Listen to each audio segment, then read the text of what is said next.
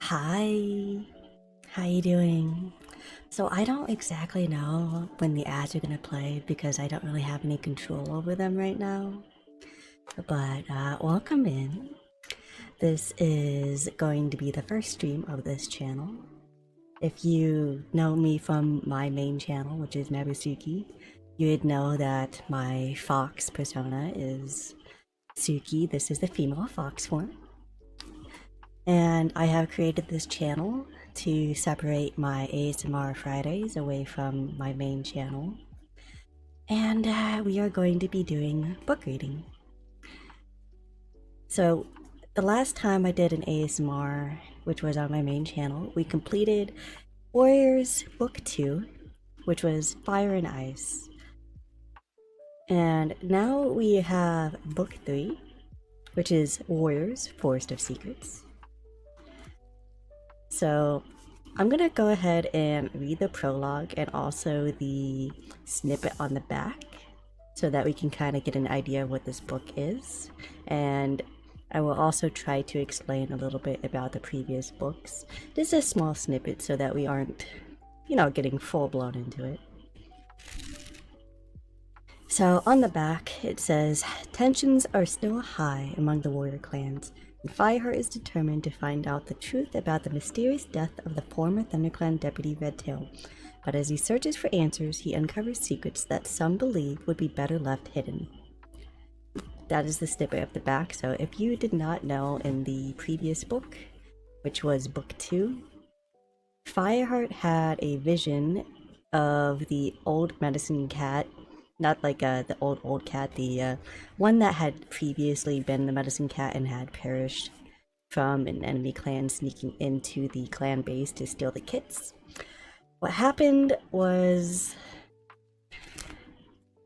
Fireheart saw them in the vision and it said there's a traitor amongst the clanmates. So this book's going to go into that a lot more than the previous book. A little bit else about the previous book. One of Fireheart's siblings, which was Princess, had given him a kitten, a kit, aka kitty pet, and so he brought that into the clan. It's not quite accepted, but they did actually get the cat to join because one of the mother cats had been still milking and had lost a kit of her own, so took on Fireheart's sister's kitty pet, Kit. And so that Kit is in the clan and has been causing some trouble, but is definitely a warrior at heart. If you did not know from book 1, Fireheart used to be called Rusty. He went from Fireheart to Firepaw to So he went from Rusty to Firepaw to Fireheart through his apprenticeship to his warrior days. And he is still currently the main character of the series. This is the first series of the Warrior Cats. But we will also be reading the prologue today. I'm not really going to go too much into the map because I can't really tell you about it, but I will get into the allegiances, which kind of gives us an idea of what might happen in the book. So I'm going to start with that and then we're going to go to the prologue. So for the allegiances, we have ThunderClan. Blue Star is still the leader. For Deputy, Tiger Claw is still the Deputy. Medicine Cat, you have Yellowfang. Apprentice is Cinderpelt. Oh, looks like Cinderpelt might become an actual medicine cat. Warriors, we have White Storm with the Apprentice Bright Paw, Dark Stripe, Long Tail with the Apprentice of Swift Paw.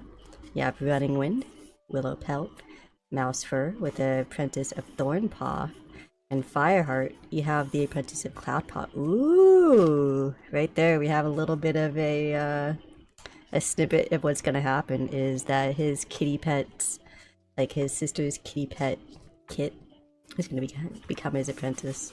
It's probably gonna be rambunctious as hell, just like how Cinderpelt was. And you have Grey Stripe with the Apprentice of Brackenpaw. Brackenpaw's still an apprentice in this? Jeez. You have Dustpelt, Sandstorm. And then you have the Queens, which are Frostfur, Brindleface, Golden Flower, and Speckled Tail. The Elders is Halftail, Small Ear, Patchpelt, One Eye, Dappletail, and Broken Tail. And we have some Shadow Clan snippet here. Leader is Nightstar still, Deputy of Cinderfur.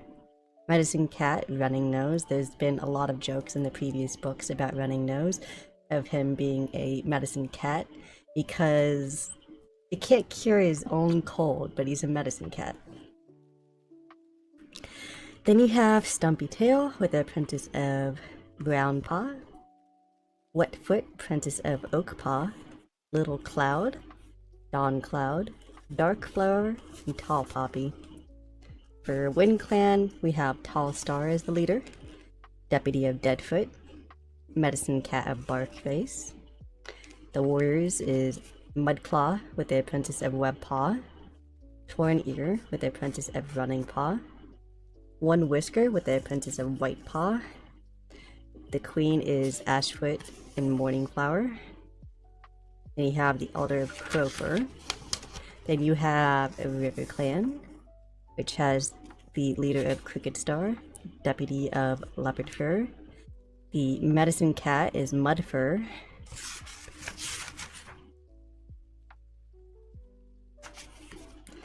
The Warriors is Black Claw with the Apprentice of Heavy Paw, Stone Fur with the Apprentice of Shade Paw, Loud Belly with the Apprentice of Silver Paw, Silver Stream, and then you have the Queen, which is Misty Foot, and the Elder, which is Grey Pool.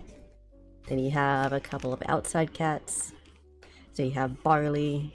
Barley, if you do not know who Barley is, Barley was from the first book. Then you have Blackfoot, which was one of the stray cats. Boulder. Also, so these are from Shadow Clan from being kicked out from the second book. Princess, which is Firepaw's sister. You have Ravenpaw, which used to be an apprentice from Thunder Clan who got ousted because Fireheart wanted to save Ravenpaw from the deputy that they currently have, which is Tiger Claw. Then you have Smudge, which is Fireheart's old friend from when he was a kitty pet kitten. And it goes on to have the maps, but if you want to know what the map is, you can just look up the Warriors Forest of Secrets and then you can see the map for that. I did explain the map when we were on book 1. It pretty much stays the same. But we will be starting with the prologue and going through to chapter 5. And once chapter 5 is done, I will be ending the stream. And of course, as always, I'm going to save the VOD and I will post it on my main channel. And I don't know what's going to happen with whatever ads because I don't really have any control over it. So if you have ads, I'm sorry. I have absolute no control over it as a non-affiliate on this account. But without further ado, let's switch ears for a moment. And I am going to go ahead and start with the prologue.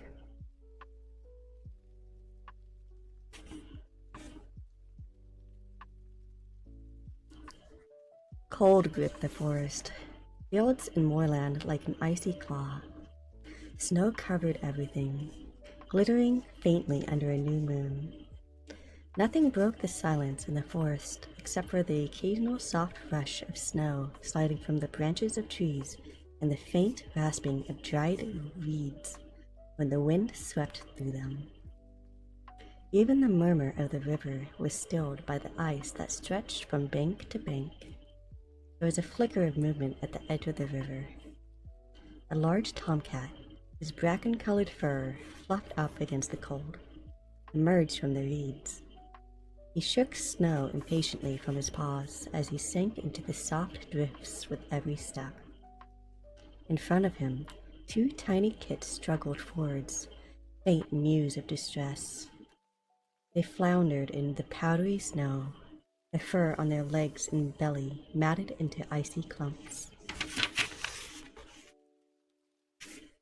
But every time they tried to stop, the tomcat nudged them on. The three cats trudged along the river until it widened out, and they drew level with a small island not far from the bank. Thick beds of reeds surrounded it, their dry stems poking up through the ice.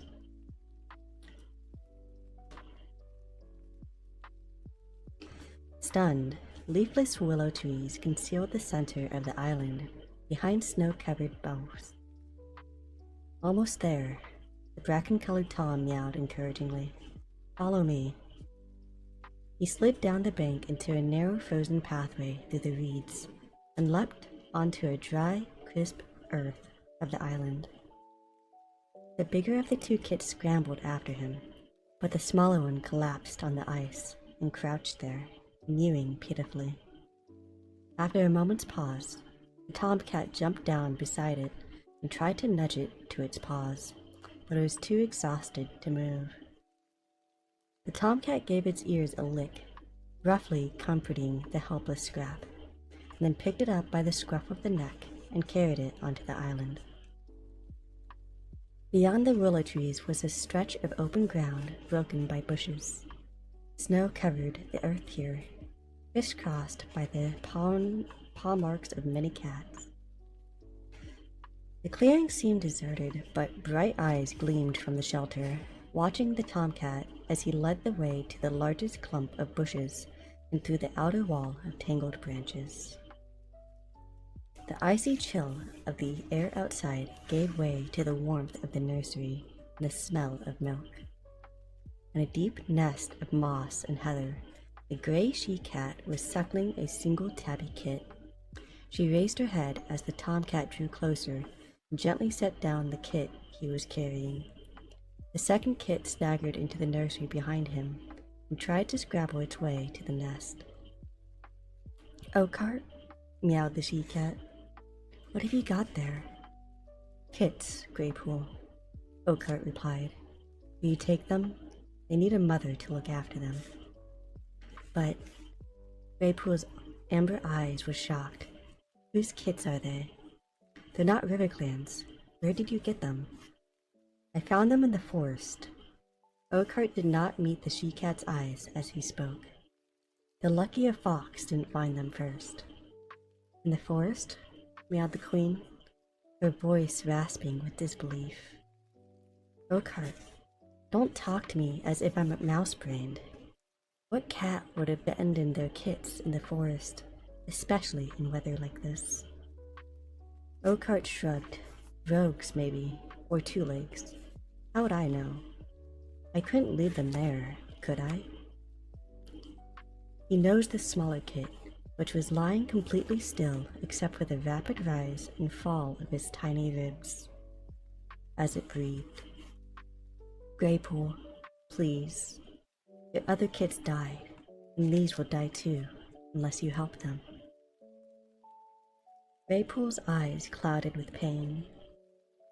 She looked down at the two kits, their tiny mouths gaped pink as they mewed pitifully. "I have plenty of milk," she murmured, half to herself. "Of course I'll take them." Oakheart puffed out his breath in a sigh of relief. He picked up the first kit and then the other and laid them next to Greypool. She nudged them gently into the curve of her belly next to her own kit, where they began to suckle eagerly. I still don't understand, Greypool meowed when they were settled. Why would two kids be alone in the forest in the middle of Leaf Bear? Their mother must be frantic. The bracken-colored Tom prodded a piece of moss with one massive front paw. I didn't steal them, if that's what you're thinking. Greypool looked at him for a long moment. No, I don't think you did, she meowed at last. But you're not telling me the whole truth, are you? I've told you all you need to know. No, you haven't. Greypool's eyes flashed with anger. What about their mother? I know what it's like to lose kids, Oakheart. I wouldn't wish that kind of grief on any cat. Oakheart lifted his head and glared at her, a faint growl coming from the depths of his throat. The mother is probably some rogue cat. This is not the weather to go looking for her. But Oakheart, just take care of the kids, please. The bracken-colored Tom sprang to his paws and turned abruptly to push his way out of the nursery. I'll bring you some fresh kill, he meowed over his shoulder as he left. When he had gone, Greypool bent her head over the kids, rasping her tongue over their fur to warm them. The melting snow had washed away most of their scent, though Greypool could still make out the odors of the forest. Dead leaves and frostbitten earth, and there was something beneath that, fainter still. Greypool paused in her looking. Had she really sensed that, or was she imagining things? Dipping her head again, she opened her mouth to breathe in the kit's scents. Her eyes grew wider, and she stared unblinking into the dark shadows that edged the nursery. She was not wrong.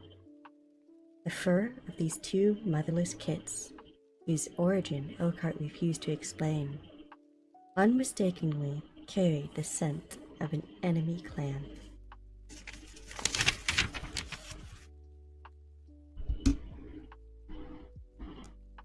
So that was the prologue. It seems like there is going to be a lot of possible starvation for the two clans that were having a hard time to begin with. So if you did not know, in book 2, there was a little bit brought up about how Shadow Clan and River Clan were having a very hard time, and that's why they were attacking the other two clans, so that they could actually get some food. What happened was that the loggers cut into more of the forest where the Shadow Clan cats were, and for the River Clan cats, the homeless people had started fishing in the river and taking all the fish so that they have less fish in order to survive the winter as well. And not to mention that the river, unusually, is being frozen over in this cold winter. And that is why they are all fighting against each other currently.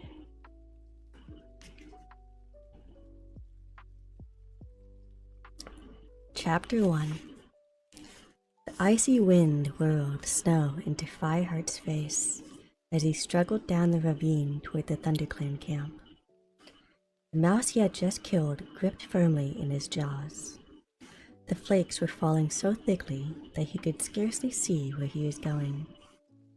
His mouth watered as the scent of fresh kill filled his nostrils. He hadn't eaten since the previous night, a grim sign of how scarce prey was in Leaf Bear. Hunger clawed at his belly, but Fireheart would not break the warrior code. The clan must be fed first. The glow of pride briefly drove off the chill from the snow that matted his flame-colored coat. As Fireheart remembered the battle that had taken place only 3 days before. He had joined the other ThunderClan warriors to help support Wind Clan when the other two clans attack. The Moorland Cats. Many cats had been injured in that battle, so it was even more important for those who could still hunt to bring home prey. As Fireheart pushed his way through the gorse tunnel leading into the camp, he dislodged snow from the spiky branches above, and he flicked his ears as the cold lumps fell on his head. The thorn trees around the camp gave some shelter from the wind, but the clearing in the center of the camp was deserted. All the cats preferred to stay in their dens to keep warm when the snow lay this thick. Broken tree stumps and branches of a fallen tree poked above the clearing of the snow. A single line of paw prints crossed from the apprentice's den to the bramble thicket, where the kits were cared for. Seeing the trail, Fireheart could not help remembering that he was without an apprentice now, since Cinderpaw had been injured beside the Thunderpath. Trotting across the snow into the heart of the camp, Fireheart dropped his mouse on the pile of fresh kill near the bush where the warriors slept. The pile was pitifully small, such prey as could be found as thin and scrawny, hardly a mouthful for a famished warrior. Oh, hello Holy, how you doing? Thank you for the follow. There would be no more plump mice until New Leaf, and that was many moons away. Fireheart was turning away, ready to go back on hunting duty, when a loud meow sounded behind him. He whirled around. Shouldering his way out of the warrior's den was the clan deputy, Tigerclaw. Fireheart! Fireheart padded through the snow towards him, respectfully lowering his head, but conscious that the huge tabby's amber eyes burned into him. All his misgivings about Tigerclaw flooded through him again. The deputy was strong, respected, and an outstanding fighter, but Fireheart knew there was kindness in his heart. You don't need to go out hunting again tonight. Tigerclaw growled as Fireheart approached. Bluestar has chosen you and Greystripe to go to the gathering. Fireheart's ears twitched with excitement. It was an honor to accompany the clan leader to the gathering, where all 4 clans met in peace at the full moon. He had better eat now, added the dark-coated deputy. We leave at moonrise. He began to stalk across the clearing toward the high rock, where Bluestar, the clan leader, had her den, and he paused and swiveled his massive head to look back at Fireheart. Just make sure you remember which clan you belong to at the gathering, he hissed. Fireheart felt his fur bristle as anger flared inside him. What makes you say that? He demanded boldly. You think I'd be disloyal to my own clan? Tigerclaw turned to face him, and Fireheart tried not to flinch at the menace in the cat's tense shoulders. I saw you the last battle. The deputy's voice was low, with a growl, and his ears were flattened against his head as he spat. I saw you let that River Clan warrior escape. Hang on a second. Taking a quick pause. I'm trying to figure out why my sound alert isn't working right now. Hang on. At least I don't think it's working. I'm gonna log into it and check.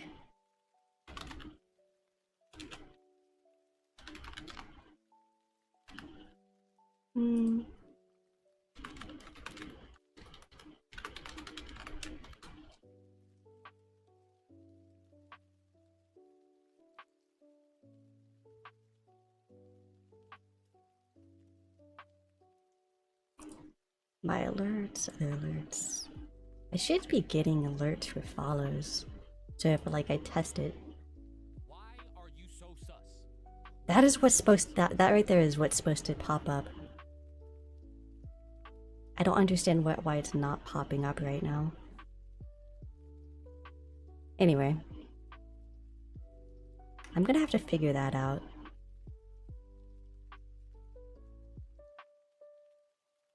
Interesting. Anyway. Back to reading.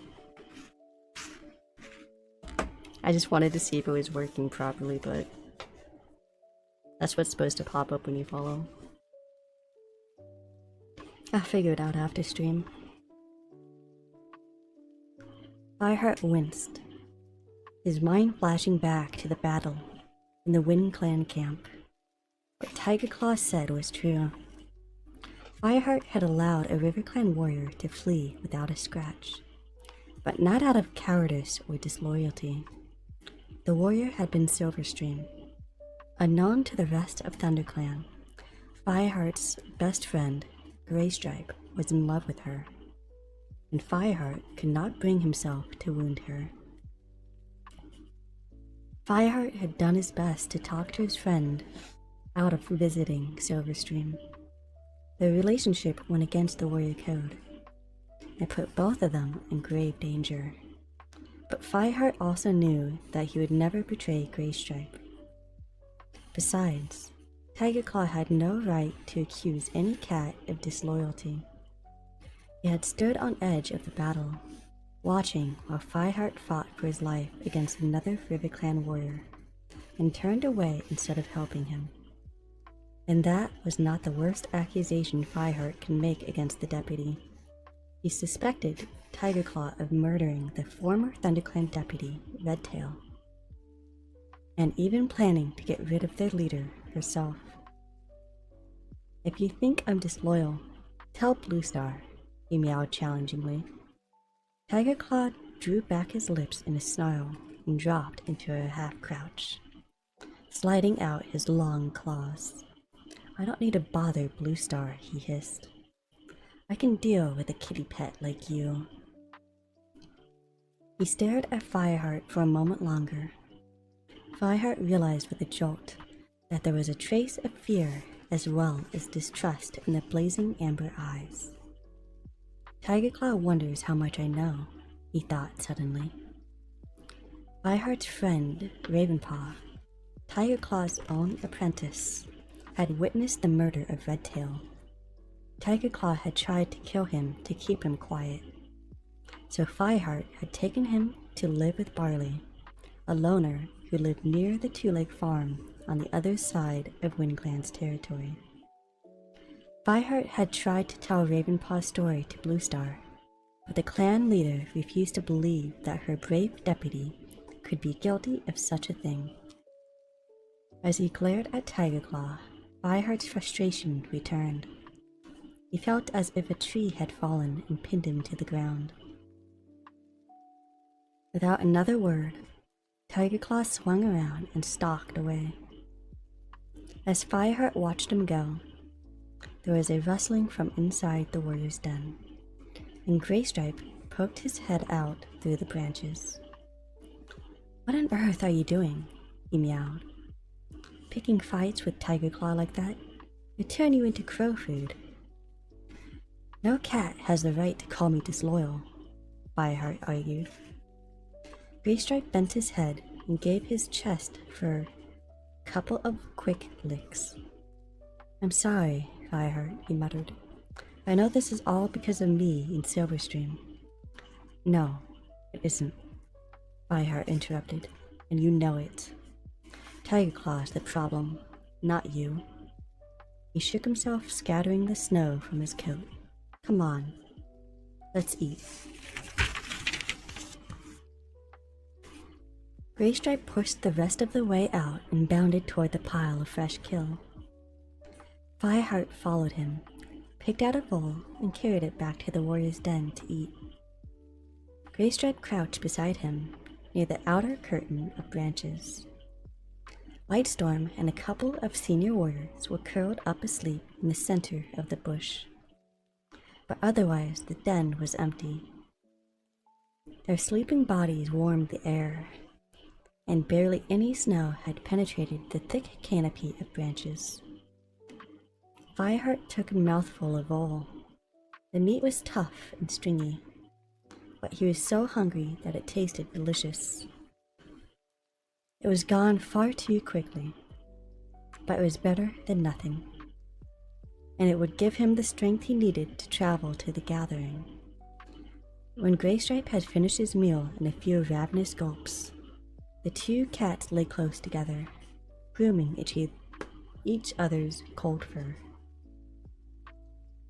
It was a relief to Fireheart to share tongues like this with Graystripe again, after the troubling time when it seemed that Graystripe's love for Silverstream would destroy his friendship with Fireheart.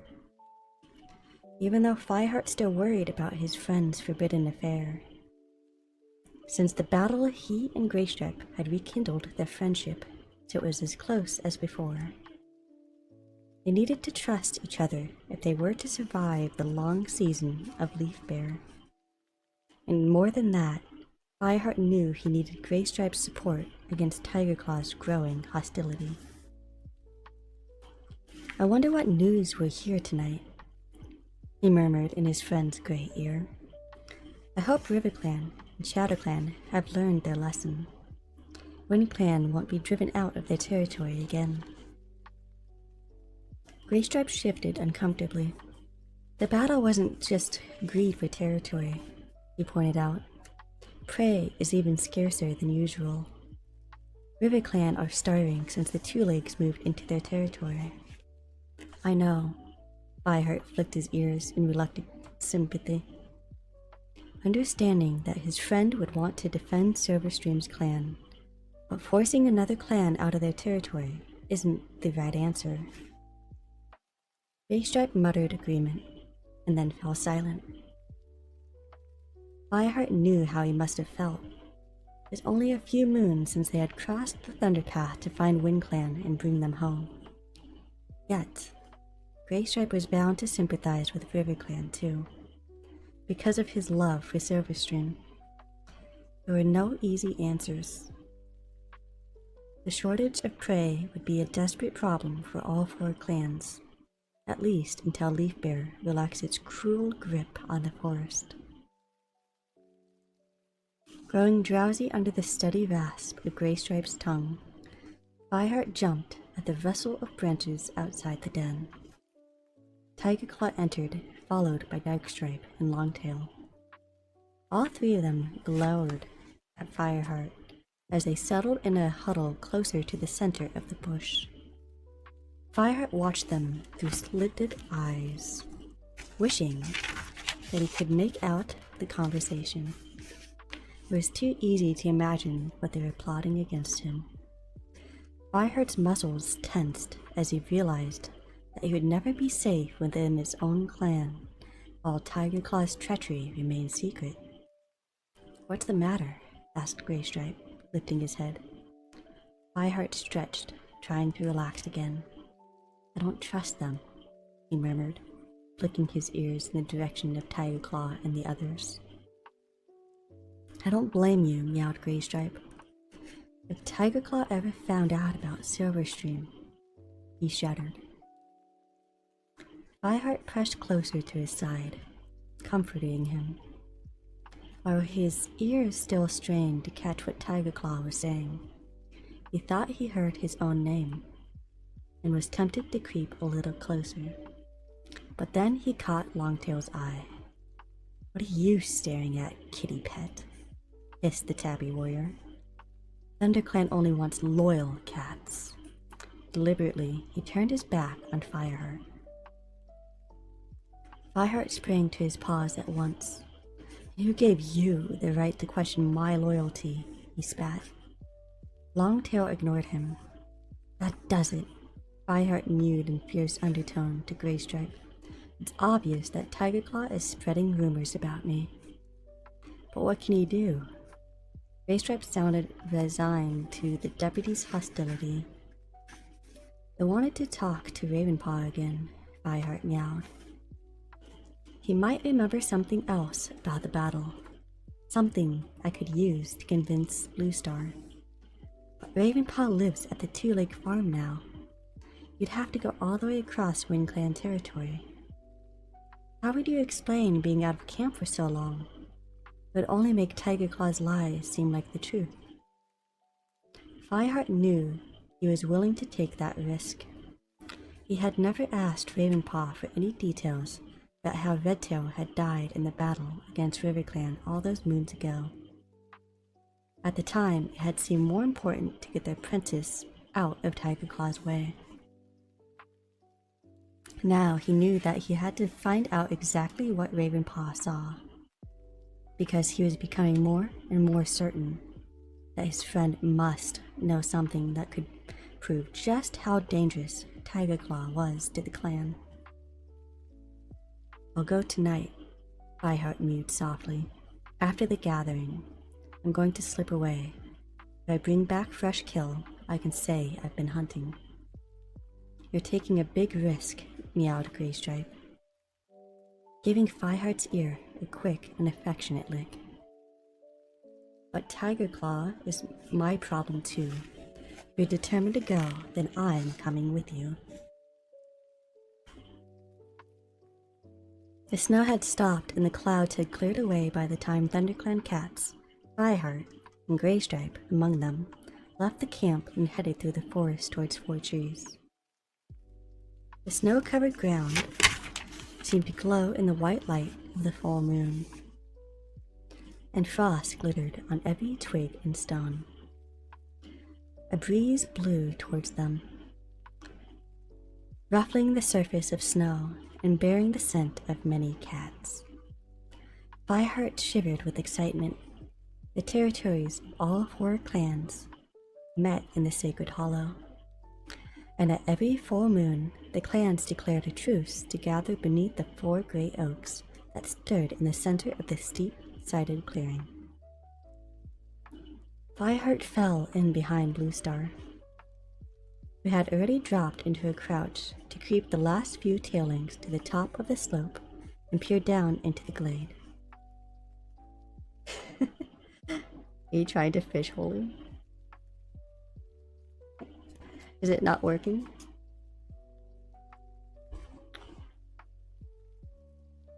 Should be working.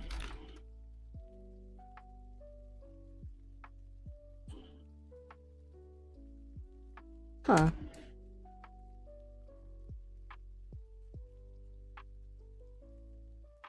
I wonder why it's doing that. Do I have to log in again? Yeah, I have to log in again, don't I? Nope. I'm logged in. Wonder why it's doing that.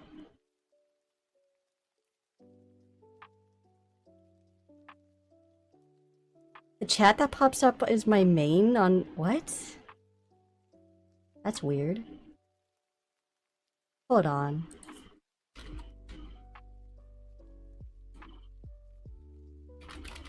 Let me go over there. That's not live, is it? Yeah, that's not live. Why is it taking that chat? What? Huh?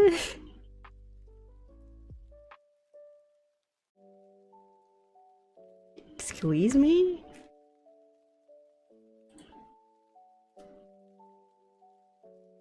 Hang on a second, I gotta figure this out.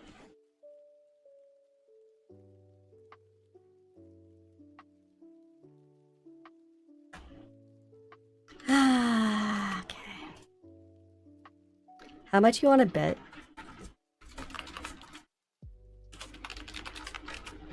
I think I know what the problem is. Hang on a second. I have a cat scratching at my door right now. Hang on, I'm trying to fix it. Let's see. If I go to my stream elements, I'm probably gonna have to log into my other one, right? So if I log in... Oh, come on. I think I need to grab the one from that one. That's so silly. See, we knew there would be technical difficulty. Wow, you did a bow. Hang on. I think I have to log out of Twitch on the browser too, to be able to log into it. And then log in with my main.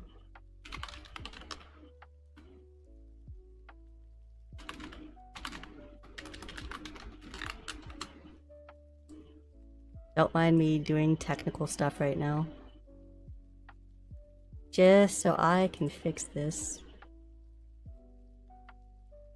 Do that. Go to chat stuff.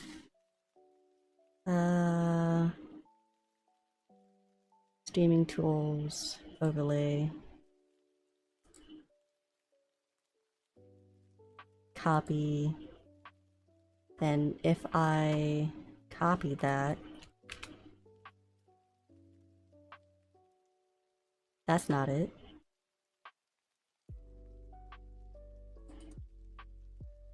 How do I... I'm trying to remember how I get the link. Dang it all. I bet you it's in my Gmail.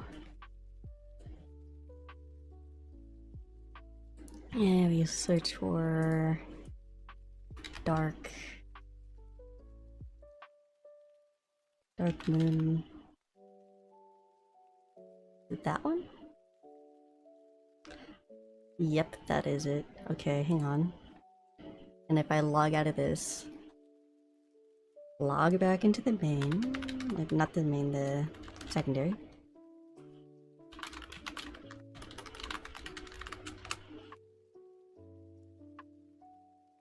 Then log out of this and log into the Twitch on Stream Elements.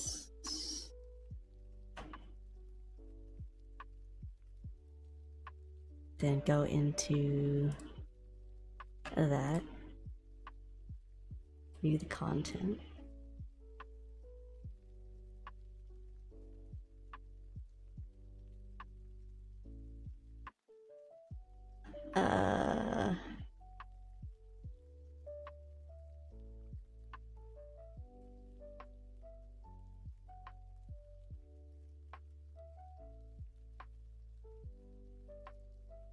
I'm trying to figure out how to actually get it up properly. I can't just grab it from the other one.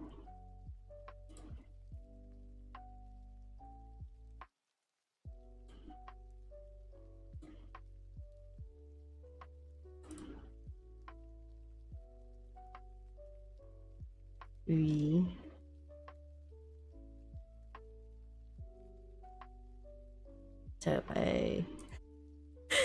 This is not what I was expecting to do this stream, I'm not gonna lie.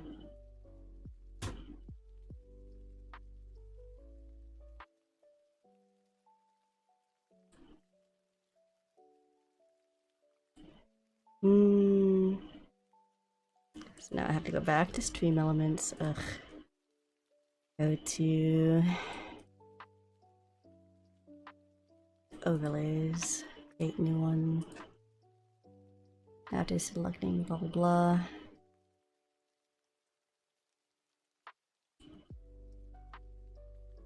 Create new.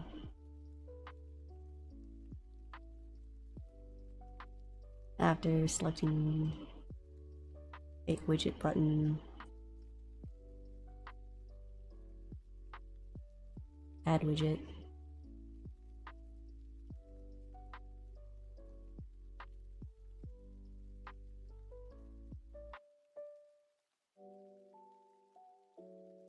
Upload the zip file. Oh.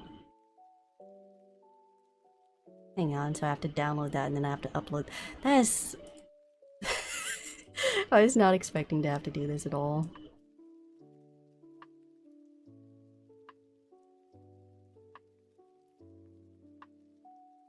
Where do I go to upload that?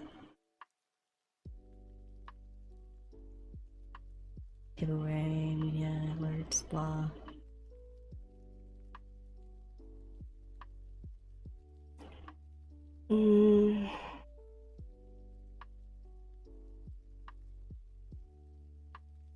It wants me to...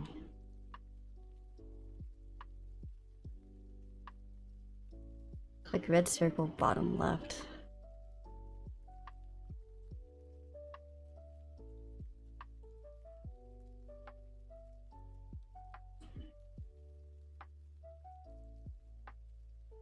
That's not it.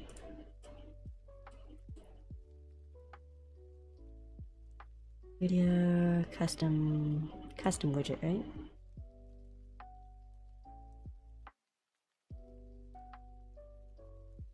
No?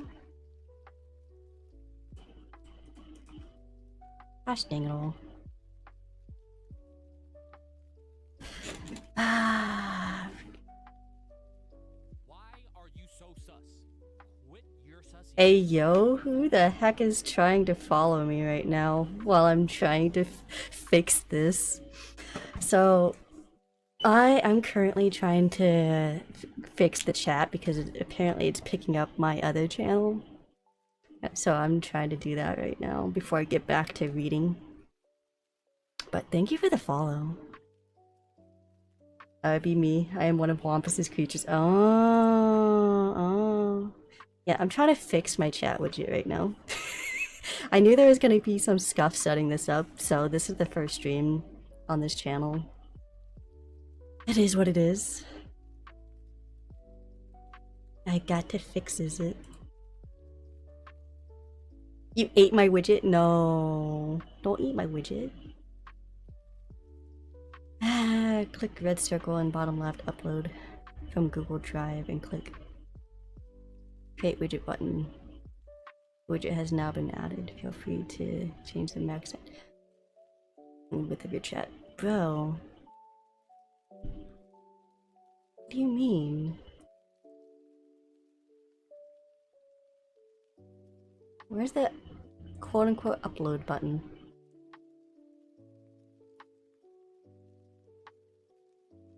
They have changed stream elements, so I'm trying to figure out where the upload button is. Actually, hang on. I could just copy all the crap over. What if I just... That's text, image, video, asset, custom. Thinking custom, because there's no upload button. So if I just go to the custom, I open the editor and just copy paste all this. So that one was CSS. Paste that into there. Open editor. CSS is done. The data. Copy. Paste. Save that. And then fields. Copy. Paste. Open. We have HTML. Copy. Do that one, and then the JavaScript. Copy. Paste.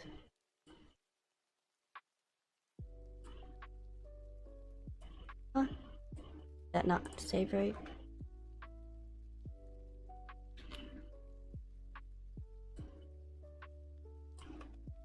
I think that the JavaScript broke it.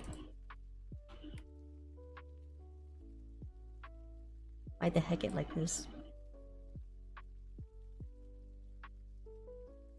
It's the configuration one. There's no configuration.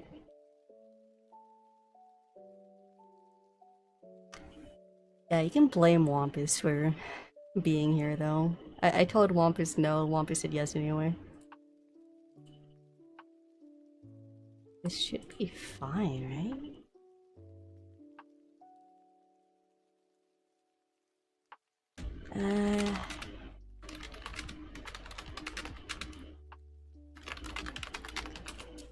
Time to Google it.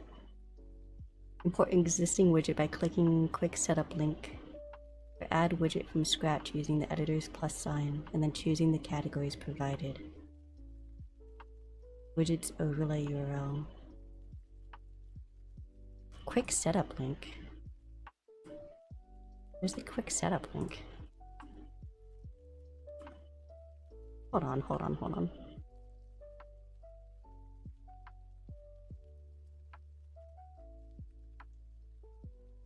This is supposed to be a quick setup link?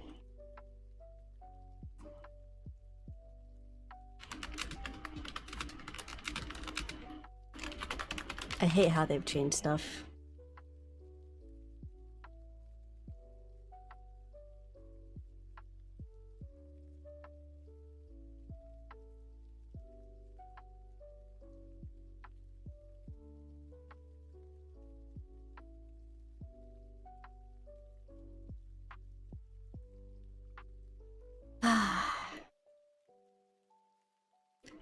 Because it says in this thing that there's supposed to be a red circle, but there's not a red circle in this thing.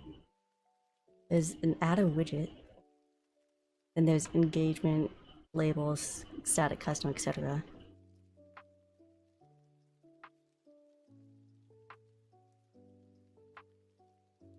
And it would have to be...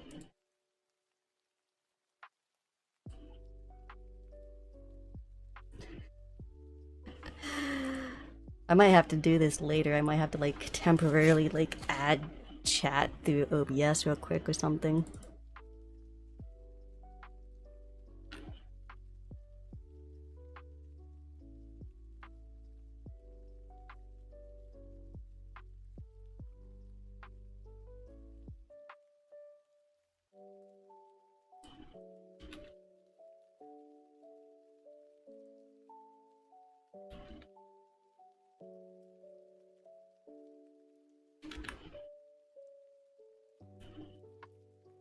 Unless I put it in the wrong ones.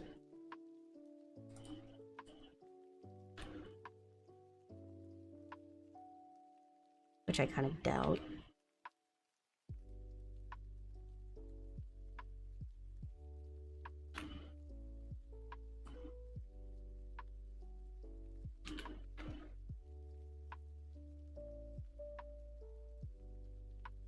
Display settings. Oh, maybe that's why. Oh, I think I got it fixed, you guys. But now I have to set it up really fast. What the hell? Fit content. Regular, bolder. Hide out of frame messages, no. Disappears after, let's say, a minute. EBU mode, disable and finish customizing inside display settings. Some displays. Advanced settings. Moon. Sparkle. Followers, tips, subs, cheers, raids, debug.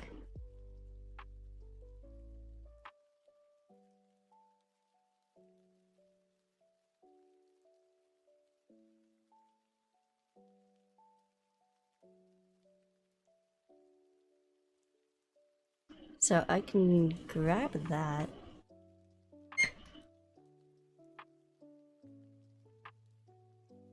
But I think I also need the image now, right? Badges. Hang on. Chat boxes.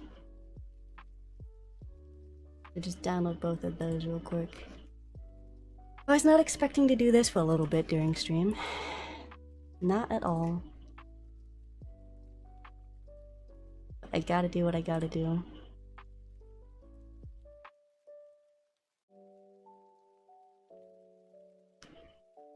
Fit content, bolder, bolder.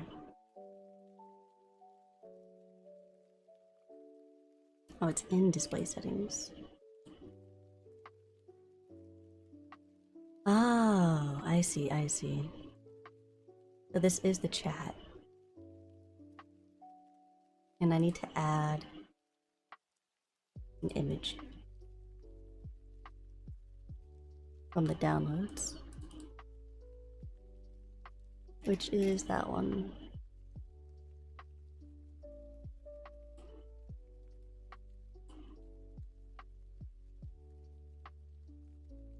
Gotta drag and drop. Upload. Submit.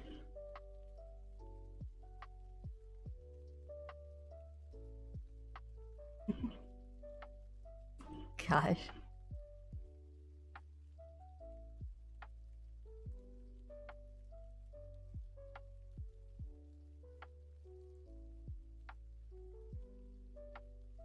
Custom widget settings. That one there.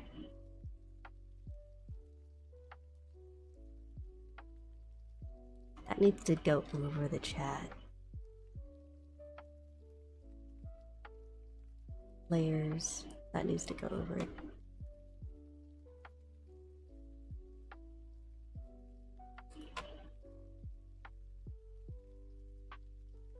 Okay. Settings. Turn that off. Save. Overlay name. Chat. Copy the link. Go to OBS. And I need to opacitate the image actually. Settings, not auto, positions, that opacity, there we go. Save that. Copy that. And where's the chat widget? That's SUVDs. Probably turn that off for now since that's from the other channel. Wheel of Punishment 2. Sound alert is fine, I changed that. Look bait is fine. This one here. Okay on that. Okay. I have to fix this.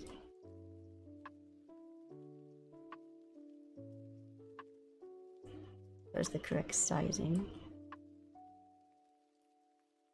Looks like the opacity needs to go up a little bit. So image, settings, opacity up. And then we're gonna change to the side.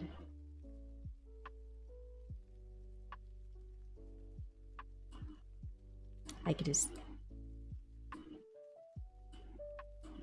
check and make sure it's doing it correctly.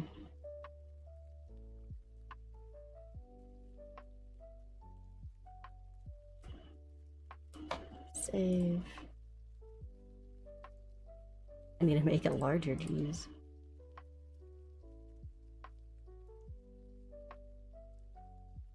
Image 2.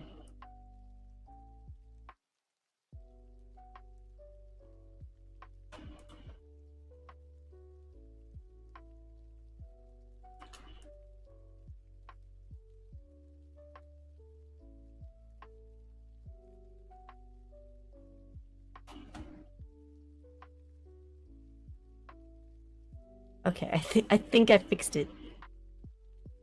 Who wants to be my guinea pig? Let's go. Does it pop up correctly? Should be popping up correctly.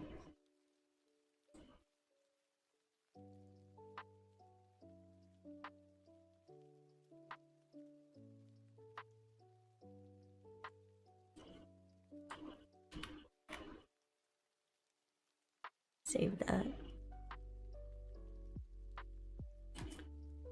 Don't mind me. Yay, I fixed it.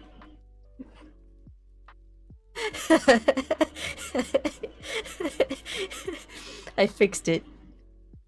Oh, I finally fixed it. You're welcome. That is so troublesome. Why do I do this to myself? Let me put that over here so I can fiddle with it a little bit more later. Ugh. Jeez. I fixed it. Okay, we can go back to reading now. I'm sorry about the interruption. I wanted to make sure that the chat widget was working properly. I had to. Okay, where were we?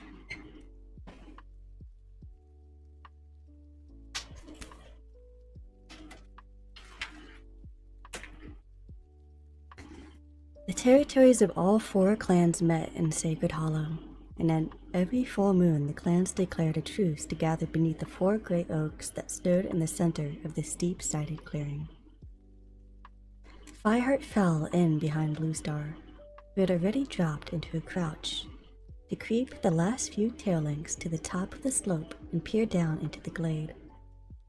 A rock reared up in the center of the clearing between the oaks, its jagged outline black against the snow. As Fireheart waited for Bluestar's signal to move, he watched the other clan cats greeting one another below. He could not help noticing the glares and the hackles as Wind Clan faced the cats of River Clan and Shadow Clan. Oh, why does that... Sorry. I kept having a pop-up. There we go. I fixed it. Clearly none of them had forgotten the recent battle. If it weren't for the truce, they'd be clawing at one another's fur.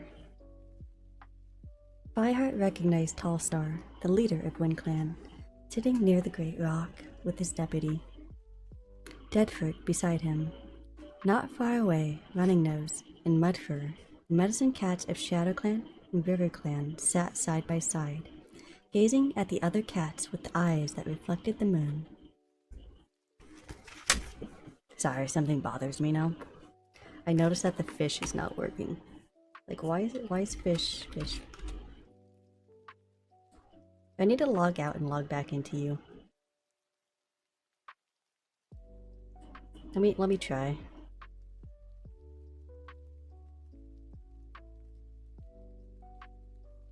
Okay.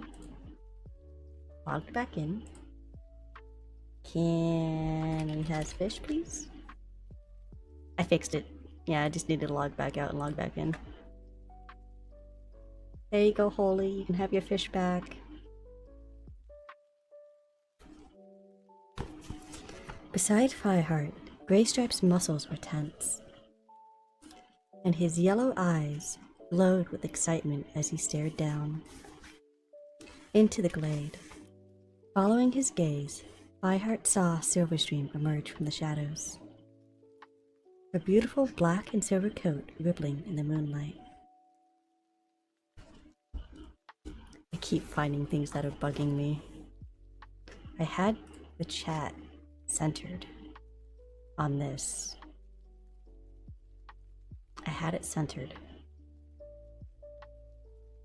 So now I have to move that. God dang it. Actually, I can make that a little bit larger. Hang on. Lurk bait. Nope.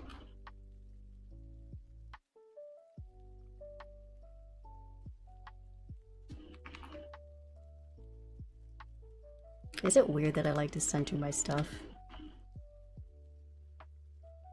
I don't want it to go over the chat, but...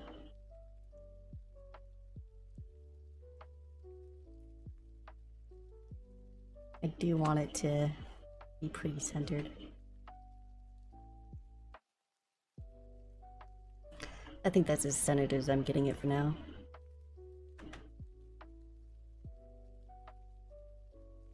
Not my OCD kicking in at all. No, no way. Okay, back to reading.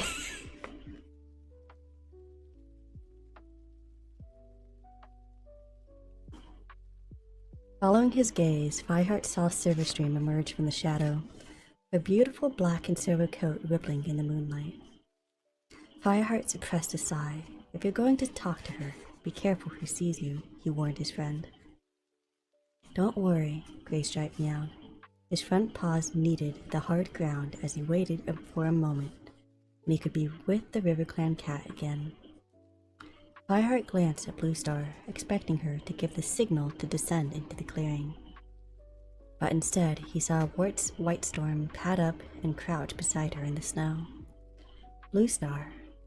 Fireheart heard the noble white warrior murmur, "What are you going to say about Broken Tail? Will you tell the other clans that were sheltering him?" Fireheart waited tensely for Blue Star's answer. Broken Tail had once been Broken Star, leader of Shadow Clan. He had murdered his own father, Ragged Star, and stolen kits from Thunder Clan. In retaliation, Thunder Clan had helped Broken Star's own clan to drive him out into the forest. Not long after, Broken Star had led a band of rogue cats to attack the Thunder Clan camp. In the battle, Yellowfang, the Thunder Clan medicine cat, had scratched his eyes. And now Broken Tail was a prisoner, blind and defeated. Even though the former leader had been stripped of his Star Clan given name, he was kept under close guard. Fireheart knew that the other clans would expect Thunder Clan to have killed him, or driven him out to die in the forest. They wouldn't welcome the news of Broken Tail was still alive. Blue Star kept her gaze fixed on the cats in the clearing below. "I will say nothing," she replied to White Storm. "It doesn't concern the other clans. Broken Tail is Thunder Clan's responsibility now." "Brave words," growled Tiger Claw from where he sat on the other side of Blue Star. "Or are we ashamed to admit what we've done?" "Thunder Clan has no need to be ashamed for showing mercy," Blue Star retorted coolly, "but I see no reason to go looking for trouble." Before Tiger Claw could protest, he sprang to her paws and faced the rest of Thunder Clan. "Listen," she meowed. "No cat is to talk about the attack by rogue cats or mention Broken Tail. These are matters for our own clan alone." She waited until meows of agreement came from assembled cats. Then she flicked her tail to signal that the Thunder Clan cats could join the other clans below. She raced down through the bushes, with Tiger Claw just behind her, his huge paws scattering snow. Fireheart bounded after them. As he slid out of the bushes into the clearing, he saw that Tiger Claw had stopped close by, was giving him a suspicious stare. Also, I did find it funny that Holy used a redeem from the other channel, because I haven't taken it off yet. Also, you're silly. Don't think that I didn't notice the bow.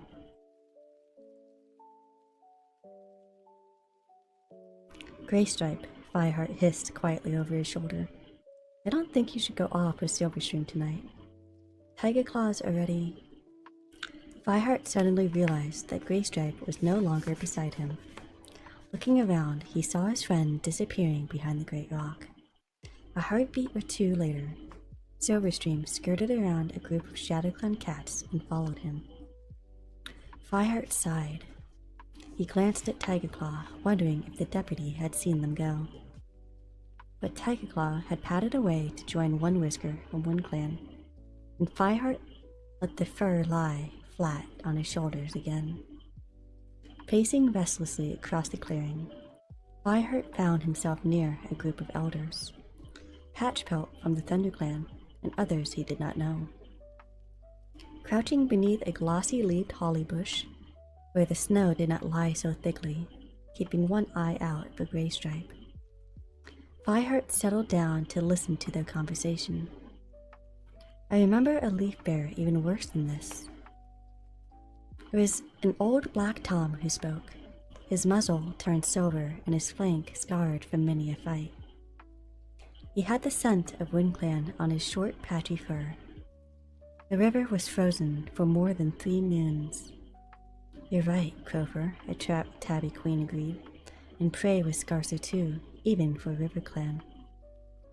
For a heartbeat, Fireheart felt surprised that 2 elders from recently hostile clans could talk calmly without spitting hatred at each other. But then they were elders, he reflected. They must have seen many battles in their long lives. Young warriors today, the old black cat added with a glance at Fireheart. They don't know what hardship is. Fireheart scuffled among the dead leaves under the bush and tried to look respectful. Patchpelt crouched close to him, gave him a friendly flick with his tail. That must have been the season when Bluestar lost her kits, he called the ThunderClan elder. Fireheart pricked up his ears. He remembered Dappletail saying something once before about Bluestar's kits, which were born just before she became clan deputy. But he had never learned how many kits she had, or how old they were when they died. And do you remember the thaw that leaf bear? Crowford interrupted Fireheart's thoughts, his eyes unfocused as he lost himself in his memories. The river in the gorge rose nearly as far as the Badger sets. Patchpelt shivered. I remember it well. ThunderClan couldn't cross the stream to come here for the gathering. Cats were drowned, the RiverClan queen remembered sadly. Prey, too, Crowford added. The cats who survived nearly starved. May StarClan grant, it's not so bad this season. Patchpelt mewed fervently. Crowford spat. These young cats would never cope. We were tougher in those days. Fireheart could not help protesting. We have strong warriors now. Who asked your opinion? Growled the cranky old Tom. You're hardly more than a kit. But we... Fireheart broke off as the air was filled with a shrill yell, and all the cats fell silent. He turned his head to see the 4 cats on top of the great rock, silhouettes in the silver moonlight. Shh, hissed Patchpelt. The meeting's about to start. He twitched his ears at Fireheart and purred softly. Take no notice of Crowford. He find fault with StarClan. Fireheart gave Patchpelt a grateful look, tucked his paws under him and settled down to listen.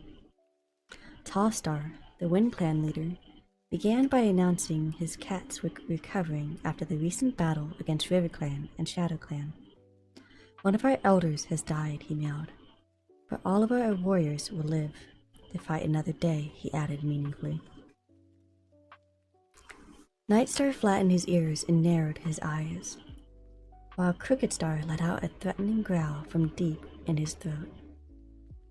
Fireheart's fur prickled. The leaders started to fight. Their cats would fight too. Had it ever happened at a gathering? Surely not even Nightstar, ShadowClan's bold new leader, would risk the danger of StarClan by breaking the sacred truce. As Fireheart apprehensively watched the bristling cats, Bluestar stepped forward. This is good news, Tallstar. She meowed smoothly. All of us should rejoice to hear that WindClan grows strong again. Her blue eyes glowed in the moonlight as she glanced at the leaders of ShadowClan and RiverClan. Nightstar turned away from her gaze, and Crookedstar dipped his head, his expression unreadable. It had been ShadowClan, under Brokenstar's cruel command, who had first driven WindClan away, so that they could extend their own hunting grounds.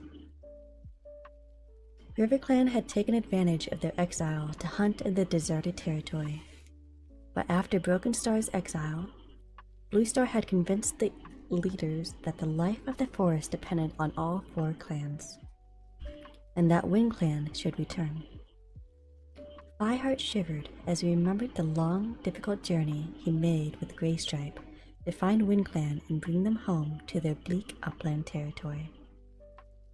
That reminded him of how he meant to cross the uplands again to find Ravenpaw, and he shifted uneasily.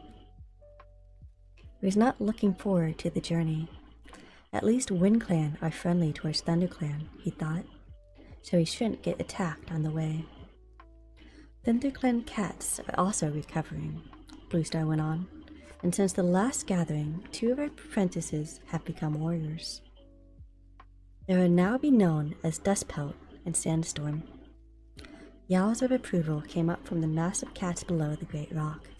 Mostly, Fireheart noticed, from the ThunderClan and WindClan. He caught a glimpse of Sandstorm sitting with her pale ginger head raised proudly. The gathering proceeded more peacefully now. Fireheart remembered the previous gathering, when the leaders had accused one another of hunting outside their own territory. But no cat mentioned this now. A group of rogue cats, led by Broken-Tail, had been responsible. But the news that these rogues had attacked the ThunderClan camp and had been soundly defeated did not seem to have spread. Bluestar's secret about the blind Broken-Tail was safe. When the meeting was over, Blueheart looked around for Graystripe. If they were going to see Ravenpaw, they needed to leave soon, while the other ThunderClan cats were still in the hollow, would not notice which way they went. Fireheart caught the eye of Swiftpaw, Longtail's apprentice, sitting in the middle of the group of young cats from ShadowClan. Swiftpaw looked away guiltily. At any other time, Fireheart might have called him over and told him to find his mentor for the journey home. But right now, all he cared about was finding Graystripe immediately. He got Swiftpaw as soon as he saw his friend weaving his way towards him. There was no sign of Silverstream. "There you are," Graystripe called, his yellow eyes shining. Fireheart could see that he had enjoyed the gathering, though he doubted his friend had listened to much of the talk. "Are you ready?" he meowed. "To go and see Ravenpaw, you mean?" "Not so loud," Fireheart hissed, anxiously looking around. "Yes, I'm ready," Graystripe mewed, more softly. "I can't say I'm looking forward to it. Still, anything to get Tigerclaw out of my fur. Unless you've got a better idea." Fireheart shook his head. "This is the only way." The hollow was still full of cats preparing to leave in 4 directions. No cat seemed to pay attention to Fireheart and Graystripe until they had almost reached the slope that led to WindClan's upland territory. Then a meow sounded behind them. "Hey, Fireheart, where are you going?" It was Sandstorm. Fireheart shot a desperate glance at Graystripe. "We're going the long way around," he improvised quickly. "Mudclaw from WindClan told us about a warren of young rabbits just inside our territory. We thought we'd bring back some fresh kill." Suddenly alarmed by the thought that Sandstorm might offer to come with them, he added, "Tell Bluestar, will you, if she asks where we are?" "Sure," Sandstorm yawned, showing a mouthful of sharp white teeth. "I'll think about you dashing after rabbits when I'm curled up in a nice warm nest." She padded off with a flick of her tail. Fireheart was relieved. He didn't like lying to her. "Let's go," he meowed to Graystripe, before any other cats see us. The 2 young warriors slid into the shelter of the bushes and crept up the slope. At the top, Fireheart paused for a moment, looking back to make sure they had not been followed. And he and Graystripe bounded over the rim of the hollow and raced towards the moorland, and beyond that, the 2-leg farm. "This is the only way," Fireheart repeated to himself as he ran. He had to find out the truth, not just for Redtail and Ravenpaw, but for the sake of the whole clan. Tigerclaw had to be stopped before he had the chance to kill again. I swear, I'm going to change the channel on this freaking thing. Hang on a second. That was the end of that chapter. I'm going to change this and hopefully it doesn't try to keep giving me more freaking ads, I swear. Let me try this one. Different rainy nights.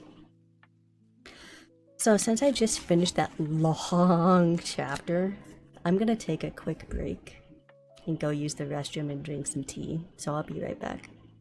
Enjoy the music.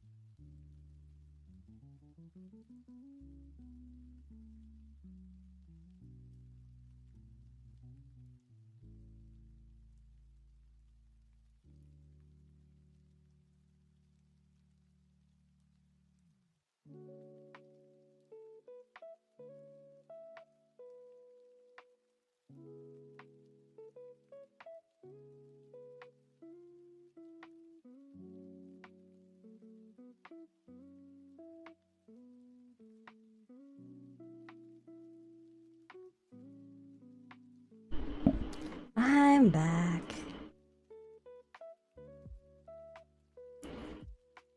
Did you guys miss me?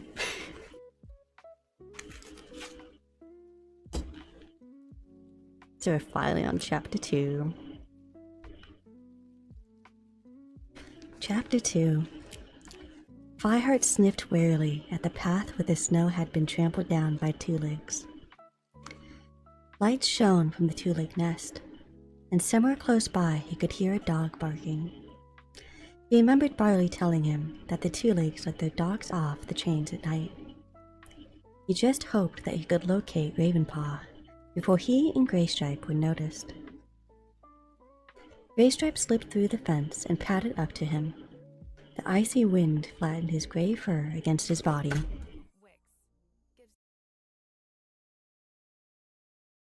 Smell anything? He asked. Fireheart lifted his head to taste the air, and almost at once he caught the scent he was searching for. Faint, but familiar. Ravenpaw. This way, he mewed. He crept along the path, the hard surface icy under his paws.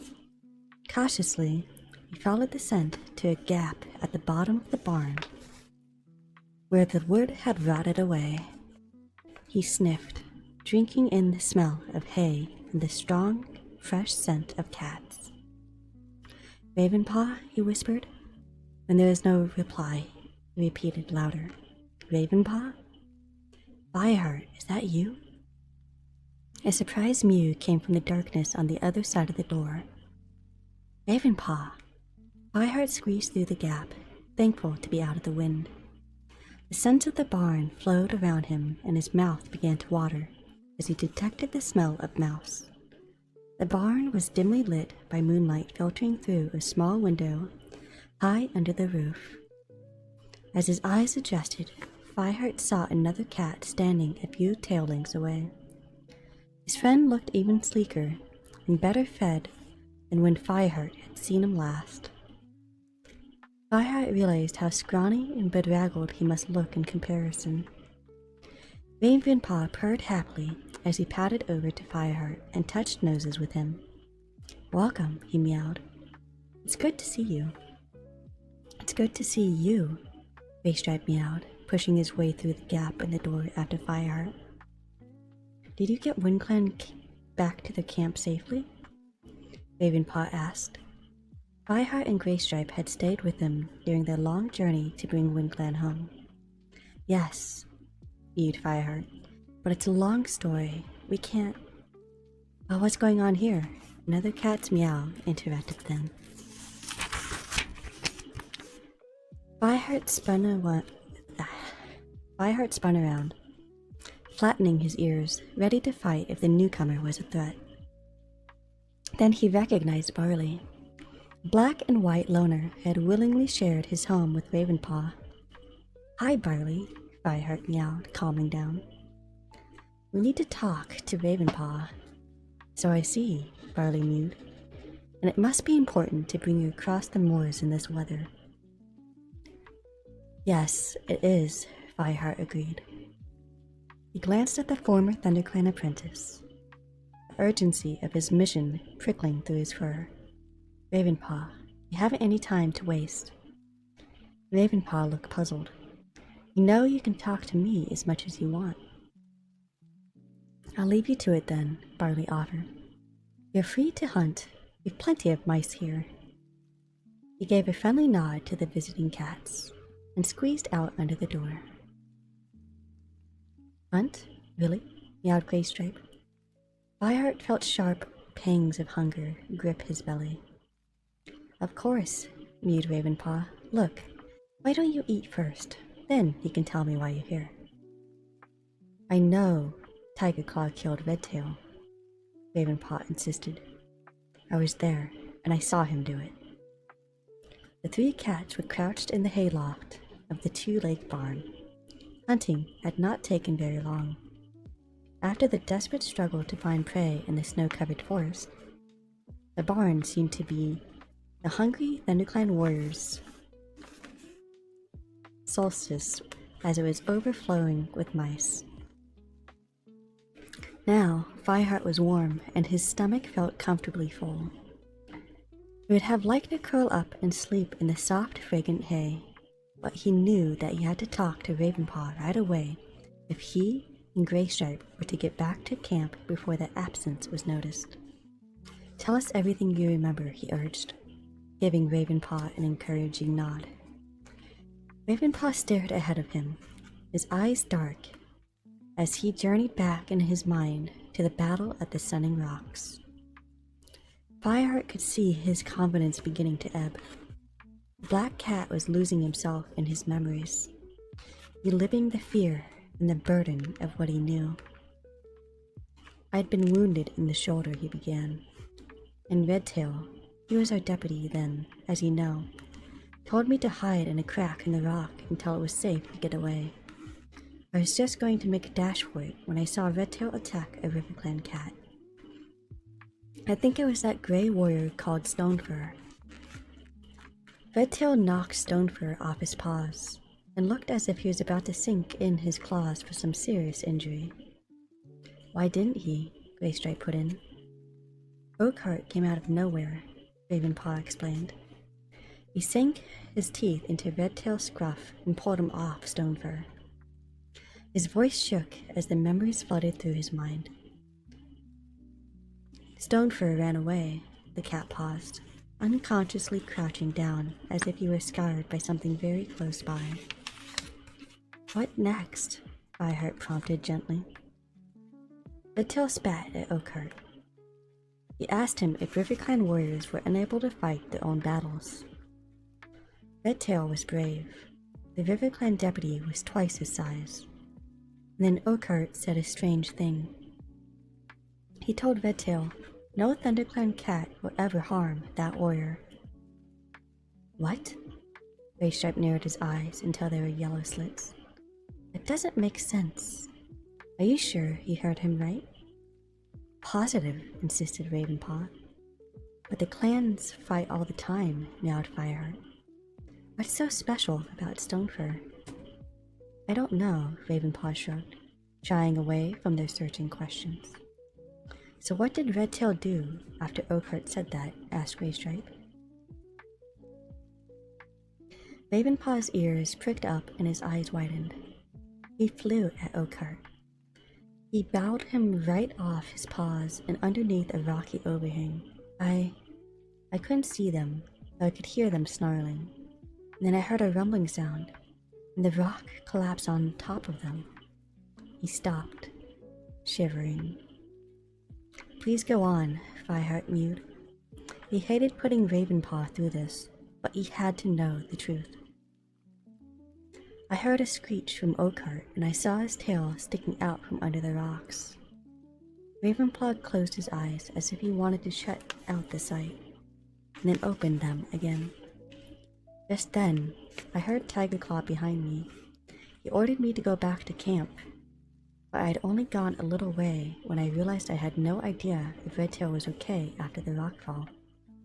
So I crept back, past all the RiverClan warriors that were running away, and when I got back to the rocks, Redtail was charging out of the dust. His tail was straight up and his fur stood on end, but he was alright, not a scratch on him that I could see, and he ran straight into Tiger Claw, who was in the shadows. And was that when Graystripe began? Yes. Ravenpaw's claws flexed, as if he was imagining himself back in the battle. Tigerclaw grabbed Redtail and pinned him down. Redtail struggled, but he couldn't break free, and Ravenpaw swallowed and stared at the floor. Tigerclaw sank his teeth into Redtail's throat when it was all over. He dropped his chin onto his paws. Fireheart moved closer to him and pressed his body against Ravenpaw's flank. So Oakheart died when the rocks fell on him. It was an accident, he murmured. No cat killed him. That still doesn't prove that Tigerclaw killed Redtail, Graystripe pointed out.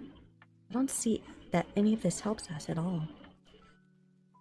For a heartbeat, Fireheart stared at him, discouraged. Then his eyes widened and he sat up, paws tingling with excitement. Yes, it does. If we can prove the Rockfall story, it shows that Tigerclaw was lying when he said Oakheart killed Redtail, and when he claimed to have killed Oakheart in revenge. Just a minute, Graystripe interrupted. Ravenpaw, at the gathering, you didn't say anything about falling rocks. You made it sound as if Redtail killed Oakheart. Did I? Ravenpaw blinked and struggled to focus on Graystripe. I didn't mean to. This is what really happened. I promise. And that's why Bluestar wouldn't listen to us. Fireheart went on excitedly. She couldn't believe that Redtail would have killed another deputy. But Redtail didn't kill him. Bluestar will have to take us seriously now. Fireheart's brain was whirling with everything they had discovered. He wanted to ask Ravenpaw more questions, but he could still smell the fear scent on his friend, and saw the old haunted look in his eyes, as if telling his story had brought back all his unhappy memories of ThunderClan. Is there any more you can tell us, Ravenpaw? He mewed gently. Ravenpaw shook his head. This means so much to the clan, Fireheart told him. Hopefully now we stand a chance of convincing Bluestar that Tigerclaw is dangerous. If she listens, Graystripe pointed out. It's a pity he told her Ravenpaw's first story. Now he's changed everything. We won't know what to believe. But he hasn't changed everything, Fireheart protested, as Ravenpaw flinched at Graystripe's irritable tone. You misunderstood, that's all. I'll convince Bluestar somehow. At least we know the truth now. The Black Cat looked a little happier, but Fireheart could see that he didn't want to think about the past anymore. He settled beside Ravenpaw, purring encouragement, and for a short while the three cats shared tongues. Then Fireheart pushed himself to his paws. It's time we were on our way, he meowed. Take care, Ravenpaw mewed, and watch out for Tigerclaw. Don't worry, Fireheart reassured him. You've given us what we need to deal with him. With Graystripe behind him, he slid under the door and ventured out into the snow. It's freezing out here. Graystripe grumbled as they bounded down to the fence at the edge of the two-leg farm. We should have taken a couple of more of those mice to feed the clan, he added. Yeah, right, Fireheart retorted. And what would he tell Tigerclaw when he asked you where you found such fat mice in this weather? The moon was close to setting, and soon the sky would begin to pale towards dawn. The chill of the snow soon penetrated Fireheart's winter-thick fur, even colder after the warmth of the barn. His legs were aching with weariness. It had been a long night, and they still had to cross WindClan's territory before they could rest in their own camp. Fireheart could not stop thinking about what Ravenpaw had told them. He was sure that his friend was telling the truth, but it had to be hard to convince the rest of the clan. Bluestar had already refused to believe Ravenpaw's original story. Yet that was when Fireheart thought Redtail had killed Oakheart. Bluestar could not accept that Redtail would kill another warrior unnecessarily. Now, Fireheart understood the real story, that Oakheart had died by accident. But how could Fireheart accuse Tigerclaw again, unless he had something to back up what Ravenpaw had told him? The River Clan cats would know, he realized aloud, pausing under a rocky outcrop on the moorland slope, where the snow was not so thick. What? Meowed Graystripe, padding up to him to share the shelter. No what? How Oakheart died, Fireheart replied. They must have seen Oakheart's body. They would be able to tell us whether he died from a rockfall, not a death blow from a warrior. Yes, the marks on his body would prove it, agreed Graystripe. And they might know what Oakheart meant when he said that no ThunderClan cat should attack Stonefur. Fireheart added, we need to speak to the RiverClan warrior who took part in the battle, maybe Stonefur himself. But you can't just walk into the RiverClan camp and ask, Graystripe protested. Think of how tense it was at the gathering.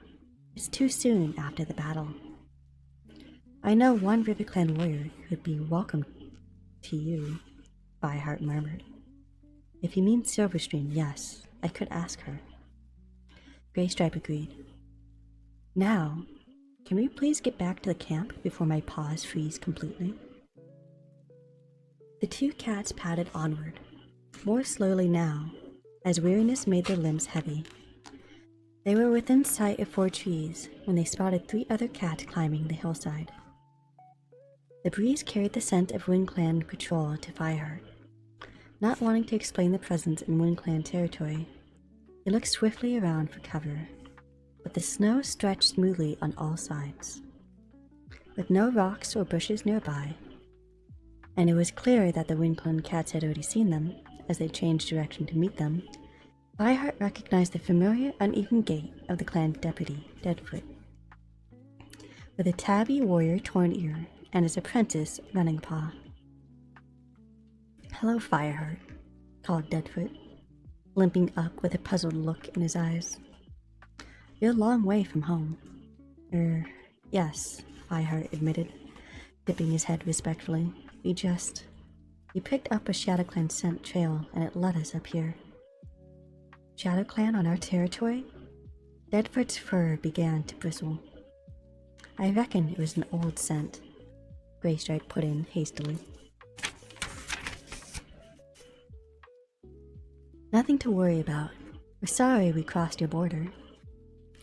You're welcome here, meowed Tornir. Other clans would have destroyed us in the last battle if your clan hadn't helped. Now we're sure they'll keep away. They know they have ThunderClan to reckon with. Fireheart felt embarrassed at Tornir's praise. He and Graystripe had helped the WindClan cats in the past, but this time he was uncomfortable with the thought that any cats from WindClan had seen them on their territory. You'd best be getting back, he muttered. Everything seems quiet enough up here. May StarClan light your path, meowed Deadfoot gratefully. The other WindClan cats wished Fireheart and Graystripe good hunting, and went on towards their own camp. That was bad luck, Fireheart growled, as he and Graystripe padded back down to 4 trees. Why? Asked Graystripe. The WindClan cats didn't mind us in their territory. We're all friends now. Use your brains, Graystripe, Fireheart mewed. What if Deadfoot mentions that he saw us to Bluestar at the next gathering? He's bound to wonder what we were doing out here. Graystripe stopped. Mouse dung, he spat. I never thought of that.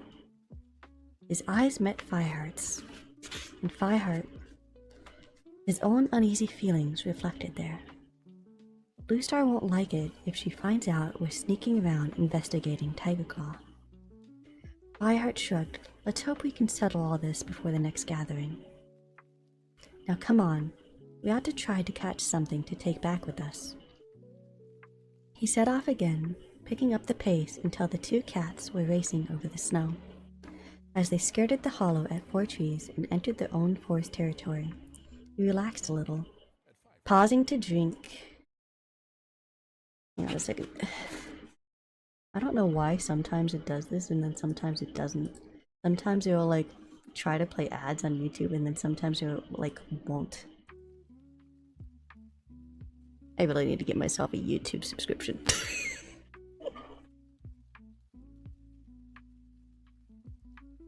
Picking up the pace until the two cats were racing over the snow.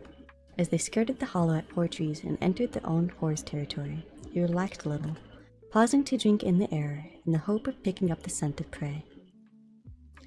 Graystripe sniffed hopefully among the roots of a nearby tree and came back looking disappointed. Nothing, he grumbled. Not a single mouse. Not even a whisker. We haven't got any time to keep looking, Fireheart decided.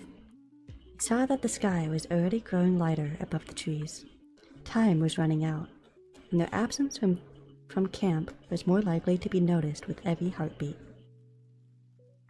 The dawn light was growing stronger as they reached the ravine, limbs aching with weariness, muscles stiff with cold. Fireheart led the way silently between the boulders towards the gore's tunnel. Thankful to be home at last, he bounded into the tunnel's dark mouth. As he emerged into camp, he skidded to a halt, so abruptly that Graystripe cannoned into him from behind. "Move, you big furball!" Graystripe gave a muffled mew. Fireheart didn't reply. Sitting a few tail lengths away, in the middle of the clearing, was Tigerclaw. His head was sunk below his massive shoulders, and his yellow eyes were gleaming with triumph. "Maybe you'd like to tell me where you've been," he growled. "Why it took you so long to get back from the gathering."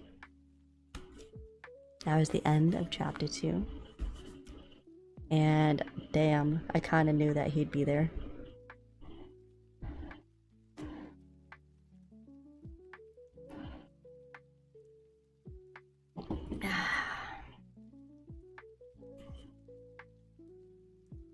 We still have 3 chapters to read.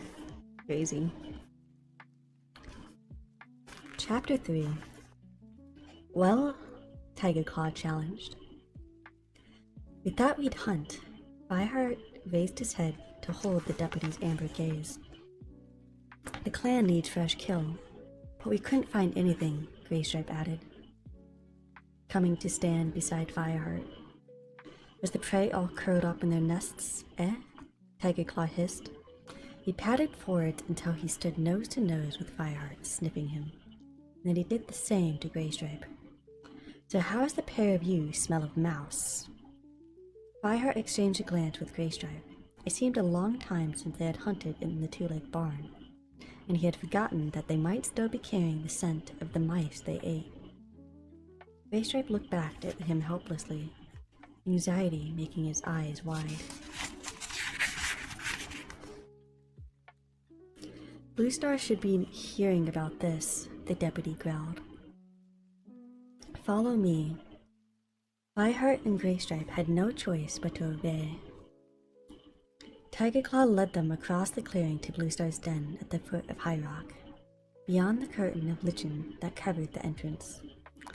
Fireheart could see the clan leader curled up, apparently asleep. But as Tigerclaw shouldered his way into the den, she raised her head at once and sat up. "What is it, Tigerclaw?" she meowed, sounding puzzled. "These 2 brave warriors have been out hunting." Tigerclaw's voice was thick with contempt. "They're full fed, but they haven't brought home a single piece of fresh kill for the clan." "Is this true?" Bluestar turned her ice blue eyes on the young warriors. "We weren't on a hunting patrol," Graystripe mumbled. That was true, thought Fireheart. Strictly speaking, they hadn't broken warrior code by not bringing back any prey, but he knew it was no real excuse. "We ate the first prey we caught to keep our strength up," he meowed. and then we couldn't find anything else. We meant to bring back a fresh kill, but our luck was out. Tiger Claw gave a snort of disgust, as if he didn't believe a word Fireheart had said. Even so, Bluestar meowed. With prey so scarce, every cat should think of the clan before himself, and share what they have. I'm disappointed in you both. Fireheart couldn't help but feeling ashamed. Bluestar had brought him into the clan when he was a kitty pet, and he wanted to show her that he deserved her trust. If he had been alone with Bluestar, he might have tried to explain his real reason for being so late back to the camp.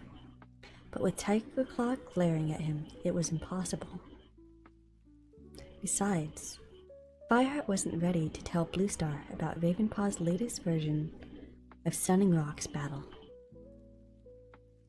He wanted to speak to the cats from RiverClan first, to confirm how Oakheart had really died. I'm so sorry, Bluestar, he murmured. Sorry fills no bellies, Bluestar warned him. You must understand that the needs of the clan come first, especially in Leafbearer. Until next sunrise, you'll hunt for the clan, not for yourselves. When the rest of the clan have eaten, then you can take food for yourself. Her gaze softened. You both look exhausted, she observed. Go and sleep now, but I shall expect to see you out hunting before sun high. Yes, Bluestar. Fireheart dipped his head and backed out of the den. Graystripe followed him, his fur fluffed up in a mixture of fear and embarrassment. I thought she'd have her tails for sure. He meowed as the two cats turned towards the warrior's den. Then you should think of yourselves lucky. The low growl came from behind them. Fireheart glanced over his shoulder to see that Tiger Claw was padding after them. If I were clan leader, I'd have punished you properly. Fireheart felt his fur prickle with anger. His lips drew back in the beginnings of his snarl. Then he heard a warning hiss from Graystripe, and bit back what he wanted to say, turning away from Tiger Claw again. That's right, kitty pet, Tiger Claw jeered. Slink back to your nest. Bluestar may trust you, but I don't. I saw you at the Wind Clan battle, don't forget. He bounded past the two younger cats and pushed his way into the warrior's den ahead of them. Graystripe let out a long, shivering breath. Fireheart, he meowed solemnly. You're either the bravest cat in all the clans, or raving mad. For Star Clan's sake, don't wind Tiger Clan up anymore. I didn't ask for him to hate me, Fireheart pointed out angrily. He slid through the branches to see Tiger Claw settling himself into his place near the center. The dark tabby ignored Fireheart, turning himself around 2 or 3 times before curling up to sleep. Fireheart made for his own sleeping place. Nearby, Sandstorm and Dustpelt were stretched out together.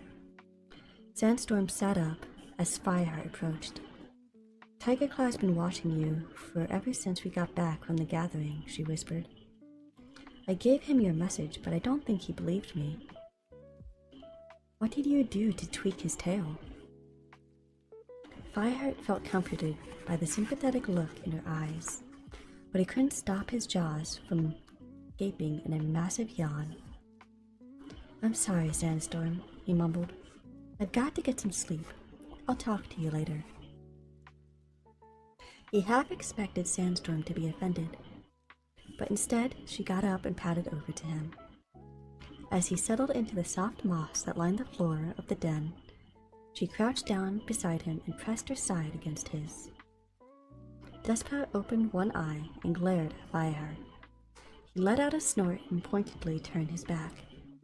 But Fireheart was too tired to worry about Dustpelt's jealousy.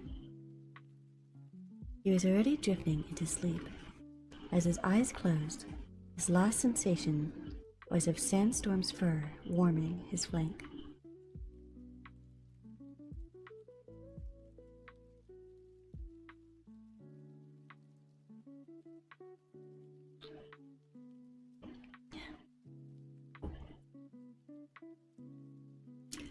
Fireheart paced along the hunting trail.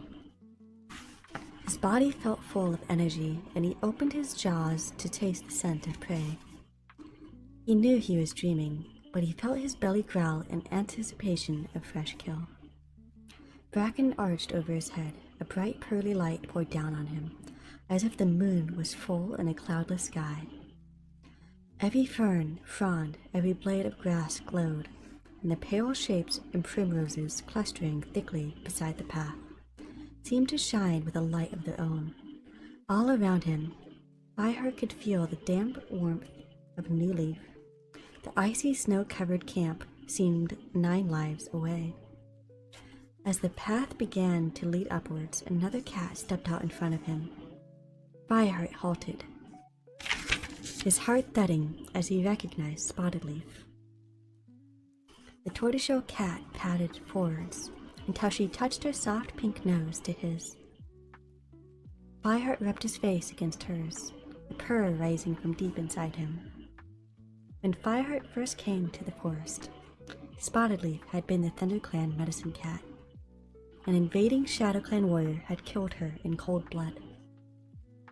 Fireheart missed her still, but her spirit had returned to him in dreams more than once. Spotted Leaf took a pace back. "Come, Fireheart," she mewed. "I want to show you something." He turned and padded softly away, glancing around from time to time to make sure he was following. Fireheart bounded after her, admiring the dapple of moonlight on her fur. Soon they came to the top of the hill. Spotted Leaf let him out of Bracken Tunnel and onto a high grassy ridge. "Look," she meowed, raising her muzzle to point. Fireheart blinked. Instead of the familiar span of trees and fields ahead of him, a shining expanse of water stretched as far as the eye could see. The reflected light dazzled him, and he closed his eyes. Where had all this water come from? He couldn't even tell if this was clan territory. The silver sheen flattened everything and hid the usual landmarks. Spotted Leaf's sweet scent filled the air around him.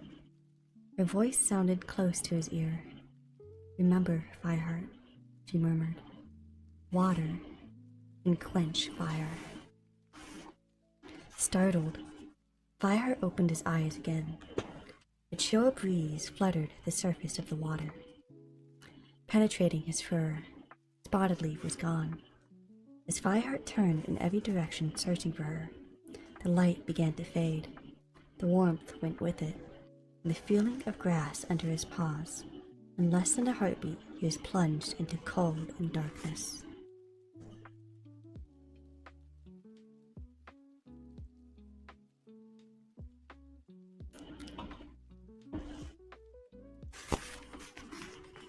"Fireheart, Fireheart." The cat was nudging him. Fireheart tried to duck away and heard his name called again. It was Graystripe's voice. Fireheart forced his eyes open to see the big gray cat crouching anxiously over him. "Fireheart," he repeated. "Wake up. It's nearly sun high." Grunting with effort, Fireheart hauled himself out of his nest and sat up. Pale, cold light was filtering through the branches of the den. Willowpelt and Darkstripe still slept closer to the center of the bush, but Sandstorm and Dustpelt had left already. "You're muttering in your sleep," Graystripe told him.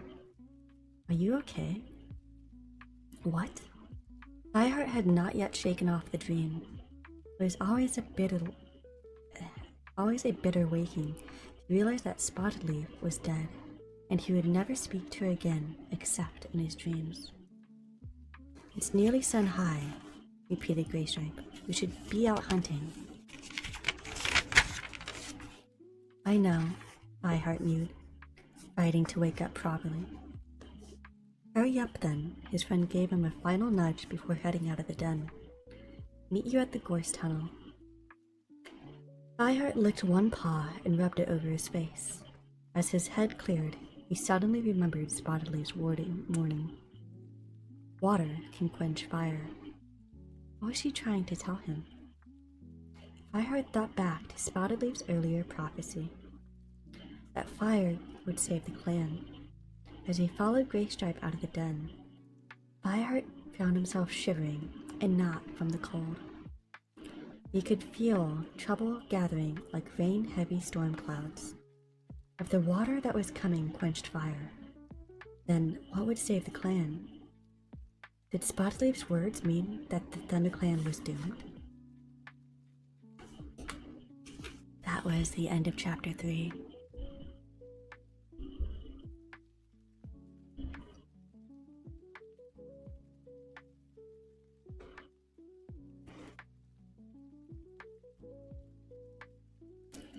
Chapter 4. Fireheart bounded up the ravine, the snow crisp under his paws. The sun rose in a pale blue sky, and though there was little warmth in its rays, the sight of it cheered him and made him hopeful that New Leaf was not far away. Just behind him, Greystripe echoed Fireheart's thoughts. Any luck, the sun will bring some prey out. Not if they hear you stomping along, Sandstorm teased as she scrambled past him. Brackenpaw, Greystripe's apprentice, protested loyally. He doesn't stomp. But Greystripe only responded with a good-natured growl. Fireheart felt new energy flow into his limbs. Even though their duties today were meant as a punishment, no cat had told them they had to hunt alone. And it was good to be with friends. Fireheart winced at the memory of Blue Star's ice-cold gaze when she had rebuked him and Greystripe for apparently hunting for themselves. He would make up for lying to her by bringing back as much fresh kill as he could. The clan needed it badly. By the time he and Greystripe left the den that morning, the store of prey in the camp had almost gone, and most of the cats already left to hunt. Fireheart had spotted Tigerclaw on his way back down from the ravine with the morning patrol. A squirrel was clamped in his jaws, its long tail brushing the snow. The deputy's eyes narrowed menacingly as he passed Fireheart, but he did not put his prey down to speak. At the top of the slope, Sandstorm ran on ahead, while Greystripe began showing Brackenpaw where to search for mice among the tree roots. Watching them, Fireheart couldn't suppress a pang of loss as he thought of Cinderpaw, who had been his own apprentice. She would be with them now if it had not been for an accident. Instead, her crippled leg, the result of an accident on the Thunderpath, kept her in the den with Yellowfang, the ThunderClan medicine cat. Pushing away these heavy thoughts, he crept forwards. His jaws parted as he examined the forest smells. A faint breeze stirred the surface of the snow and brought a familiar scent. Rabbit. Lifting his head, Fireheart could see the brown-furred creatures snuffling under the clump of bracken, where a few green spikes of grass poked through the snow. He dropped into a hunting crouch, and delicately, paw step by paw step, drew closer. At the last moment, the rabbit sensed him and sprang up, but it was too late. Before it could even squeal, Fireheart pounced. Triumphantly, he headed back to the camp, dragging the rabbit along with him. As soon as he entered the clearing, he saw with a relief that the pile of fresh kill was swelling again after this morning's patrols. Blue Star was standing beside it. "Well done, Fireheart," she meowed as she brought the rabbit to the pile. "Will you take that straight to Yellowfang in her den?"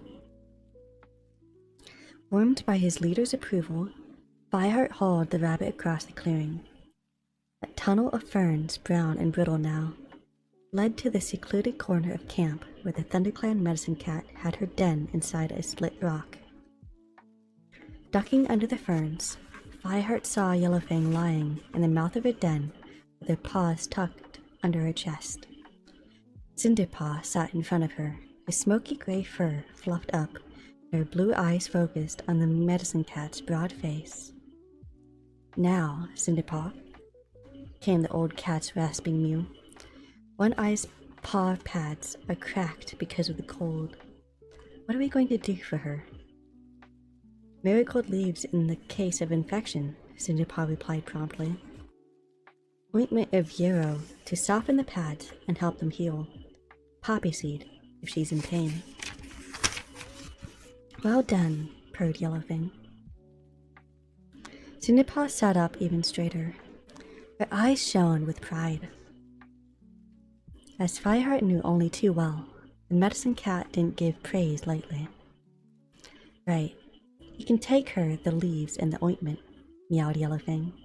"She won't need the poppy seeds unless she gets cut worse." Cinderpaw stood up and was on her way into the den when she caught sight of Fireheart standing by the tunnel. Mewing in delight, she hurried over to him with an awkward, lurching gait. Regret stabbed Fireheart, sharp as a claw. Cinderpaw had been a ceaseless bundle of energy before the Thunderpath accident that crushed her leg. Now she would never run properly again and had to give up her dreams of becoming a ThunderClan warrior. But the Thunderpath monster had not crushed her bright spirit. Her eyes were dancing as she reached Fireheart. "Fresh kill," she exclaimed. "Is that for us? Great."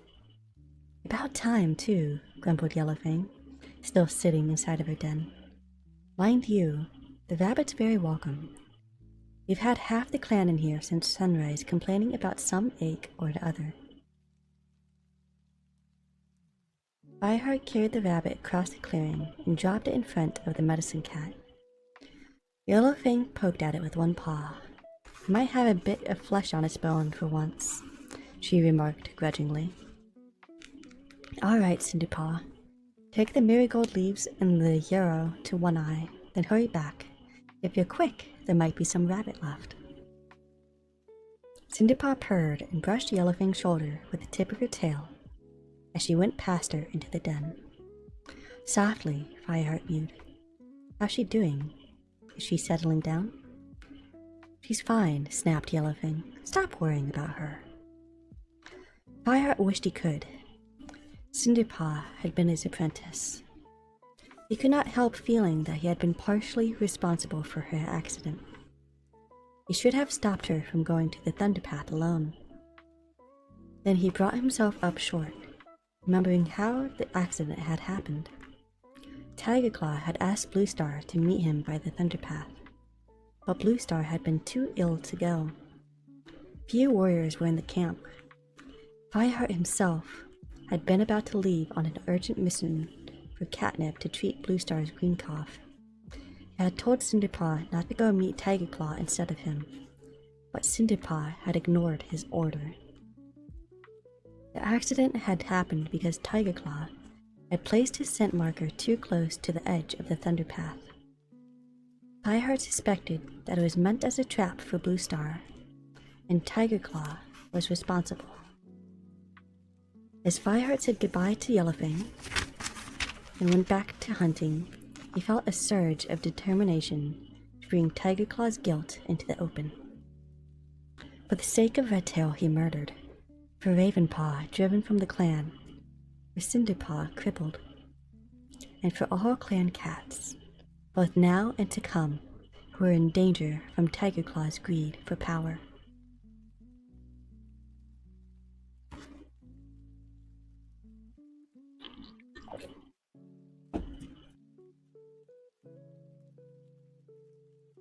It was the day after their hunting punishment.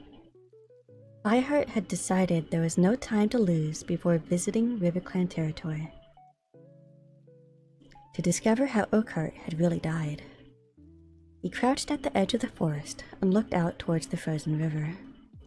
The wind made a rustling sound in the dry reeds that poked up through the ice and snow. Beside him, Graystripe sniffed with the breeze, alert for the scent of other cats. "I can smell RiverClan cats," he whispered. "But the scent's old. I think we can cross safely." Fireheart realized he was more worried about cats from his own clan seeing them than meeting an enemy patrol. Already, Tiger Claw suspected him of treachery. The deputy found out what they were doing now, they'd be crow food. "Alright," he whispered back.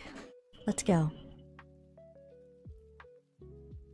Graystripe led the way confidently across the ice, keeping his weight low over his paws so that he didn't slip. At first, Fireheart was impressed. Then he realized that Graystripe had been crossing the river secretly for moons now to go and meet Silverstream. He followed more cautiously, half expecting the ice to crack under his weight and plunge him into the freezing dark water below. Here, downstream from Sunning Rocks, the river itself was the boundary between the two clans. Fireheart's fur prickled as he crossed, and he kept glancing back to make sure no cat from his clan was watching. Once they reached the far bank, they crept into the shelter of the reed bed and sniffed the air again for signs of River Clan cats. Fireheart was conscious of Graystripe's unspoken fear. Every muscle of the Grey Warrior's body was tense as he peered through the reed stems. "You must both be mad," he hissed to Fireheart. "You made me promise to meet Silverstream at 4 Trees whenever I wanted to see her, and now here we are in River Clan territory again." "I know," Fireheart answered, "but there's no other way. We need to talk to a River Clan cat, and Silverstream's more likely to help us than any of the others." He was just as apprehensive as his friend. They were surrounded by scents of River Clan. Though none of them were fresh, to Fireheart it felt as if he were a kitty pet in the forest for the first time again, lost in a frightening and unfamiliar place. Using the reeds for cover, the two cats began to work their way upstream. Fireheart tried to step lightly, as if he were stalking prey, his belly skimming the snow. He was uncomfortably aware of how his flame-colored coat stood out against the white surface. The scent of River Clan cats was growing more powerful, and he guessed that the camp must be nearby. "How much further?" he mewed softly to Graystripe. "Not far. See that island up ahead?" They had come to a place where the river curved away from ThunderClan territory and grew wider. Not far ahead, a small island surrounded by reeds showed above the frozen surface. Willow trees stooped low from the banks of the island, the tips of their overhanging branches trapped in the ice. "An island?" Fireheart echoed in amazement. "What happens when the river isn't frozen? Do they swim across?" "Silverstream says the water's very shallow there," Graystripe explained, "but I've never been right into the camp myself." Beside them, the ground sloped gently upwards, away from the reedy shore. At the top, gorse and hawthorn grew thickly, with the occasional holly showing green and shiny under its coating of snow. But there was a bare expanse of shore between the reeds and the sheltering bushes, with no cover for prey or cats. Graystripe had been moving forward in a low crouch. Now he lifted his head, scenting the air and looking warily around. Then, without warning, he sprang away from the reeds and dashed up the slope. Fireheart raced after him, his paws skidding in the snow. Reaching the bushes, they plunged between the branches and stopped, gasping for breath. Fireheart listened for yowling of an alerted patrol, but no sound came from the camp. He flopped down on the dead leaves and puffed out a sigh of relief. "You can see the entrance of the camp from here," Graystripe told him. "I used to wait here for Silverstream." Fireheart hoped she would come soon. Every moment they spent here increased their chances of discovery. Shifting his position so that he had a good view of the slope and of the island, he could just make out the silhouettes of the cats moving around. He was so intent on trying to peer into the thick bushes that screamed the island that he didn't see the tabby. He was padding past their hiding place until she was just barely tail length away. She carried a small squirrel in her jaws, and her gaze was fixed on the frozen ground. Fireheart froze into a crouch, ready to spring out if the cat spotted them, and tracked her with his gaze as she passed. Luckily, he thought, the scent of prey she was carrying must have masked the scent of ThunderClan intruders. Suddenly, he realized that a group of 4 cats, led by Leopard Fur, the RiverClan deputy, had emerged from the camp. Leopard Fur was fiercely hostile towards ThunderClan. Ever since her patrol had come upon Fireheart and Graystripe trespassing on RiverClan territory as they returned from bringing WindClan home. A RiverClan cat had died in the ensuing fight, and Leopard Fur did not forgive easily. If she discovered Fireheart and Graystripe now, she wouldn't even give the chance to explain what they were doing on this side of the river. To Fireheart's relief, the patrol didn't come their way. Instead, they set off across the frozen river towards Sunning Rocks. Off to the patrol border, Fireheart guessed. At last, a familiar silver-gray shape appeared. Silverstream, purred Graystripe. Fireheart watched the RiverClan she-cat stepping delicately across the ice towards the bank. She was certainly beautiful, he realized, with a finely shaped head and a thick, sleek fur. No wonder Graystripe was captivated by her. Graystripe rose to his paws, ready to call out to her, when 2 other cats emerged from the camp and ran to catch up with Silverstream. One of them was a smoky black warrior, Black Claw, recognizable from gatherings by his long legs and lean body. And a smaller cat Fireheart guessed must have been Black Claw's apprentice. Hunting patrol, Graystripe murmured. All 3 cats began to climb the slope. Fireheart let out a hiss, half impatience, half fear. He had hoped they would be able to speak to Silverstream alone. How could they separate her from her companions? What if Blackclaw scented the intruders? After all, he wasn't carrying a helpful mouthful of prey to block his scent glands. Blackclaw took the lead with his apprentice, and Silverstream followed a tail length or 2 behind. As the patrol reached the bushes, Silverstream paused. Her ears pricked warily as if she had detected a familiar but unexpected scent. Graystripe let out a short, sharp hiss, and Silverstream's ears swiveled towards the sound. Silverstream, Graystripe mewed softly. The she-cat flicked her ears, and Fireheart let out a breath he had been holding. She had heard. Blackclaw, she called out to the warrior ahead of her. I tried for a mouse in the bushes here. Don't wait for me. Fireheart heard an answering mew from Blackclaw. Moments later, Silverstream slipped through the branches until she reached the space where the young ThunderClan warriors were crouching. She pressed herself against Graystripe, purring loudly. The 2 cats rubbed their faces together with obvious delight. I thought you only wanted us to meet at 4 trees, Silverstream yelled. When the 2 cats had finished greeting each other. What are you doing here? I brought Fireheart to see you, Graystripe explained. Needs to ask you something. Fireheart had not spoken to Silverstream since he had left and let her escape in the battle. He guessed she was remembering that too, for she dipped her head graciously towards him, with no trace of defensive hostility she had shown when he had tried to discourage her from seeing Graystripe at the start of their relationship. Yes, Fireheart? What do you know about the battle at the Sunning Rocks where Oakhart died? Fireheart launched straight in. Were you there? No, Silverstream replied. She looked thoughtful. Is it very important? Yes, it is. Could you ask some cat who has? I'll do better than that, Silverstream interrupted him. I'll bring Mistyfoot to talk to you herself. Fireheart exchanged a glance with Greystripe. Was that a good idea? It's okay, meowed Silverstream, as if she guessed what was worrying him. Mistyfoot knows about me and Greystripe. She doesn't like it, but she won't give me away.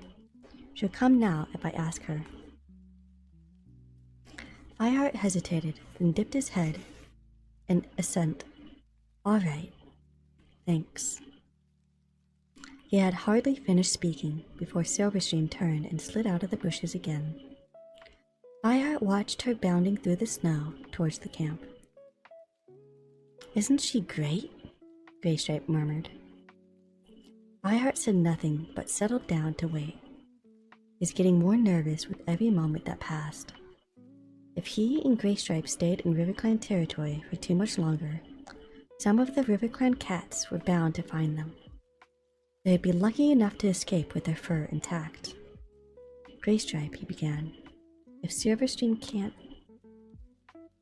Just then, he saw the silver-gray tabby crossing the ice from the camp again. With another cat behind her, they raced up the slope, Silverstream leading the way into the bushes. The cat she brought with her was a slender queen with thick gray fur and blue eyes. For a heartbeat, Fireheart thought she seemed familiar. He decided he must have seen her at a gathering. I hate ads, man.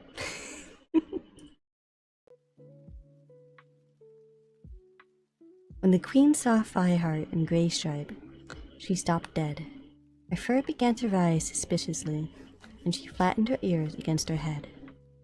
Mistyfoot, meowed Silverstream quietly. These are ThunderClan cats, hissed Mistyfoot. What are they doing here? This is RiverClan territory. Mistyfoot, listen. Silverstream went over to her friend and tried to nudge her towards Fireheart and Greystripe. Mistyfoot stood her ground. Fireheart couldn't help feeling daunted by the look of blank hostility in her eyes. Had he been stupid to think that RiverClan would help him? I kept your secret about him, Mistyfoot reminded Silverstream, jerking her chin at Greystripe. But I'm not going to keep quiet if you start bringing the whole ThunderClan here. Don't be ridiculous, Silverstream retorted. It's all right, Mistyfoot, Fireheart put in quickly. We haven't taken any of your prey, and we're not here to spy. You need to speak to a cat who fought in the Battle of Sunning Rocks where Oakheart died. Why? Mistyfoot narrowed her eyes. It's hard to explain, Fireheart mewed, but it's nothing that could harm RiverClan. I swear that by StarClan, he added. The young queen seemed to relax, and this time, she let Silverstream urge her forwards until she was sitting beside Fireheart. Greystripe stood up, ducking his head to avoid low-hanging branches. If you two are going to talk, Silverstream and I will leave you to it. Fireheart opened his mouth to protest, alarmed at the idea of being left alone in enemy territory.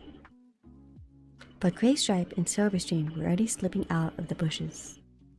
Just before they vanished among the tough hawthorn branches, Greystripe looked back. Oh, Fireheart, he meowed quietly. Before you go back, make sure you roll in something strong to hide the RiverClan scent. He blinked in embarrassment. Fox dung is good. Wait, Greystripe.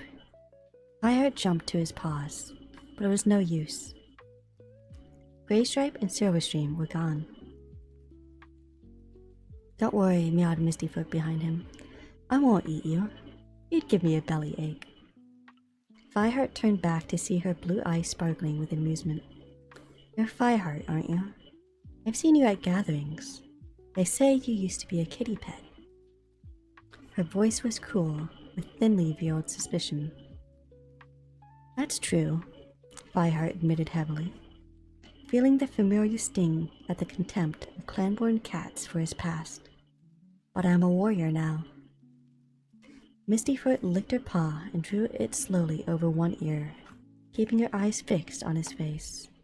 All right, she meowed at last. I fought in the battle. What do you want to know? Fireheart paused for a moment, putting his thoughts in order. He would only have one chance to find out the truth. He mustn't make any mistakes. Get on with it, growled Mistyfoot. I've left my kits to come and talk to you. It won't take long, Fireheart promised. What can you tell me about the way Oakheart died? Oakheart? Mistyfoot looked down at her paws after a deep breath. She lifted her eyes to Fireheart again. Oakheart was my father. Did you know that? No, I didn't, mewed Fireheart. I'm sorry, I never met him. They say he was a brave warrior. He was the best and the bravest, Mistyfoot agreed. And he should never have died. It was an accident. Fireheart felt his heart begin to race. This was exactly what he needed to know. Are you sure? No cat killed him? He was wounded in battle, but not enough to kill him, meowed Mistyfoot. Afterwards, we found his body under some fallen rocks. Our medicine cat said that was what killed him. So no cat was responsible, Fireheart muttered. Ravenpaw was right. What? The blue-gray queen frowned. What? Nothing, Fireheart meowed hastily. Nothing important. Thank you, Mistyfoot. That's what I wanted to know. Then if that's all... No, Mistyfoot, wait. There's one thing. In the battle, one of our cats heard Oakheart say that no ThunderClan cat should harm Stonefur. You know what he meant by that? The RiverClan queen was silent for a while, her blue eyes gazing into the distance. Then she shook her head firmly, as if she were flicking water off it. Stonefur is my brother, she mewed. Then Oakheart was his father too, Fireheart realized. Is that why you wanted to protect him from ThunderClan cats? No. Mistyfoot's eyes flashed blue fire. Oakheart never tried to protect either of us. He wanted us to be warriors like him and bring honor to the clan. Then why? I don't know. She sounded as if she was genuinely puzzled. Fireheart tried not to feel disappointed. At least he knew for certain now how Oakheart had died. But you couldn't shake off the feeling that what Oakheart had said about Stonefur was important. If only you could understand it. My mother might know, Mr. Foot meowed unexpectedly. Fireheart turned back to her, his ears pricked. Greypool, she added. If she can't explain it, no cat can. Could you ask her? Maybe. Mistyfoot's expression was still unguarded. Hang on. I'm gonna drink some tea. I literally just messed that one up.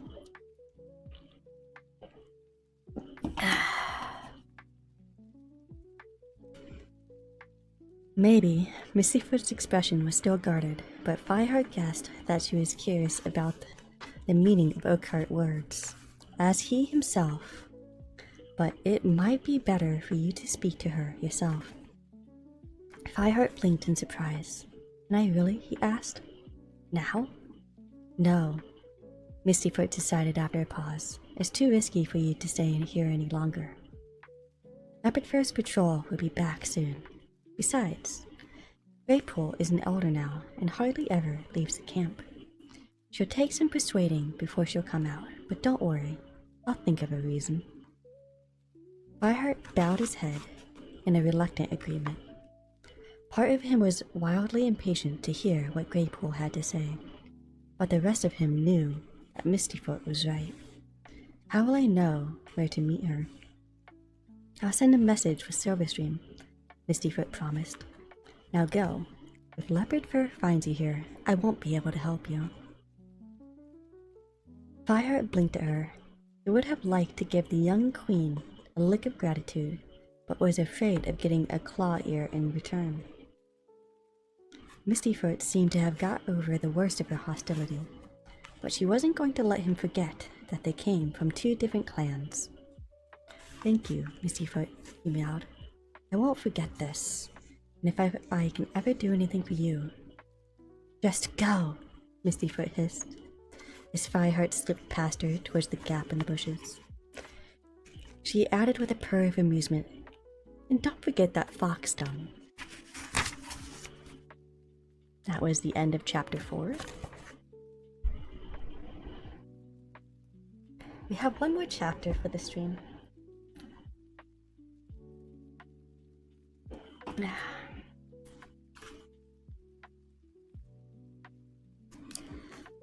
Chapter 5. I can't believe I'm doing this, Fireheart muttered as he pushed through the gorse tunnel into his own camp. He had found some fresh fox dung in the forest and rolled in it until he reeked. No cat would ever guess he had been into RiverClan territory now. Whether they would let him into the warrior's den was another matter.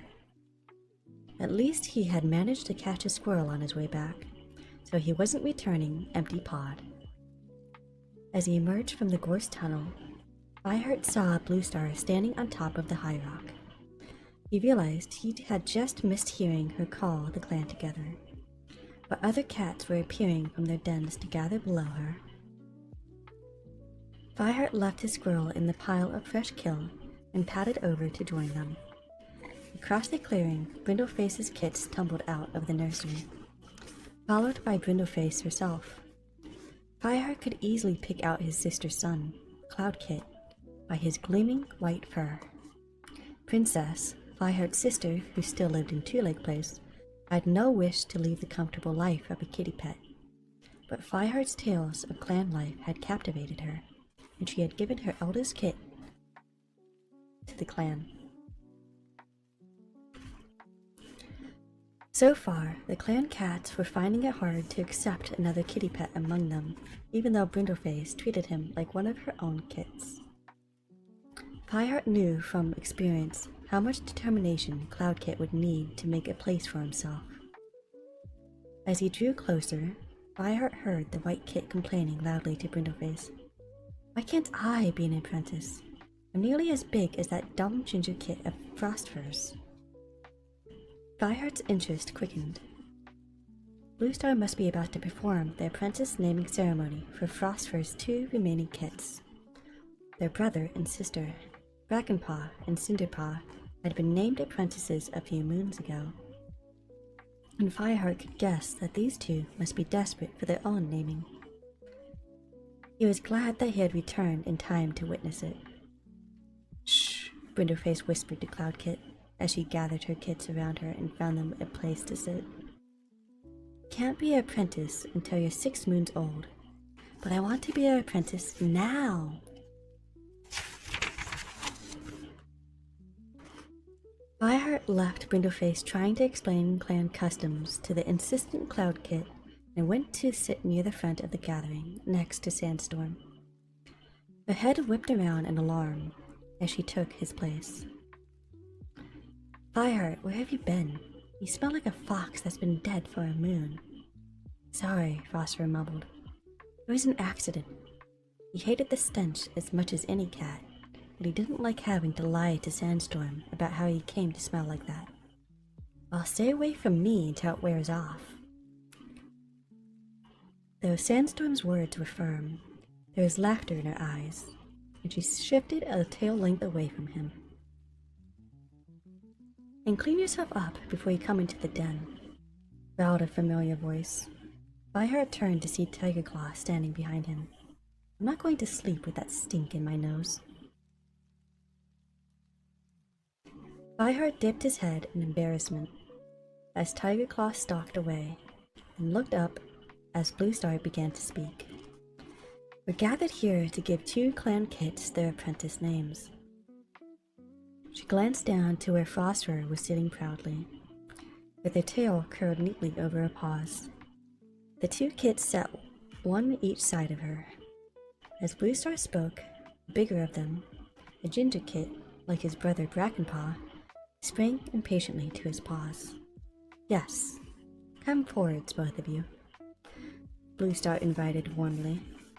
The ginger kit dashed forwards and skidded to a stop at the foot of the high rock. His sister followed more sedately. She was white like her mother, except for the ginger patches along her back and ginger tail. Fireheart closed his eyes for a moment. Not long ago, he had been given Cinderpaw as his apprentice. He half wished he would be able to mentor one of these kids, but he knew that if Bluestar had chosen him for this honor, he would have already told him to expect it. Perhaps she would never choose him again, he thought with a pang that chilled his heart, after he failed Cinderpaw so badly. Mousefur, meowed Bluestar, you have told me that you are ready to take an apprentice. You will mentor Thornpaw. Fireheart watched Mousefur, a wiry, compact she-cat with brown fur, stepped forwards and went to stand beside the ginger kid, who scampered up to meet her. Mousefur, Bluestar went on, you have shown yourself a brave and intelligent warrior. See that you pass on your courage and wisdom to your new apprentice. While Bluestar spoke, Mousefur looked just as proud as the newly named Thornpaw. The two of them touched noses and withdrew to the edge of the clearing. Fireheart could hear Thornpaw meowing eagerly, as if he was already playing his mentor with questions. The ginger and white kid was still standing beneath the high rock, looking up at Bluestar. Fireheart was close enough to see her whiskers quivering with anticipation. White Storm, Bluestar announced, you are free to take a new apprentice now that Sandstorm has become a warrior. You will mentor Brightpaw. The big white cat, who had been stretched out at the front of the gathering, stood up and padded over to Brightpaw. She waited for him with her eyes shining.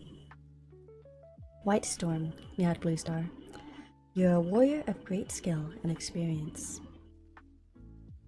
I know that you will pass on all you know to this young apprentice. Certainly, White Storm purred. Welcome, Brightpaw. He bent to touch noses with her and escorted her back to the assembled cats. The other cats began to gather around, congratulating the two new apprentices and calling them by their new names.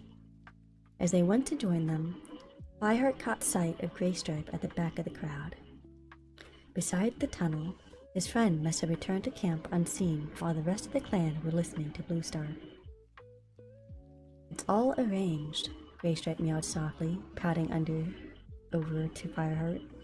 If it's sunny tomorrow, Silverstream and Mistyfoot will persuade Graypool to leave the camp for some exercise, then meet us at Sunhigh.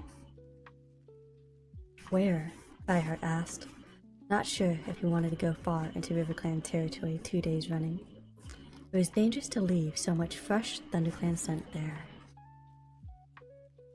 There's a quiet glade just over the border, not far from the two-leg bridge.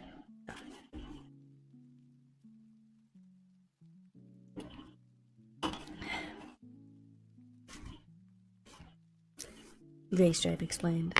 Silverstream and I used to meet there before, you know. Fireheart understood. Graystripe had been keeping his promise about meeting Silverstream only at Four Trees, and it was only because of his desire to find about the Sunning Rocks battle that they were taking an extra risk. Thank you, he murmured sincerely. As he padded over to the pile of fresh kill to choose a piece for himself, his paws twitched in anticipation of the next Sunhigh, when he would discover what Graypool would know about this mystery.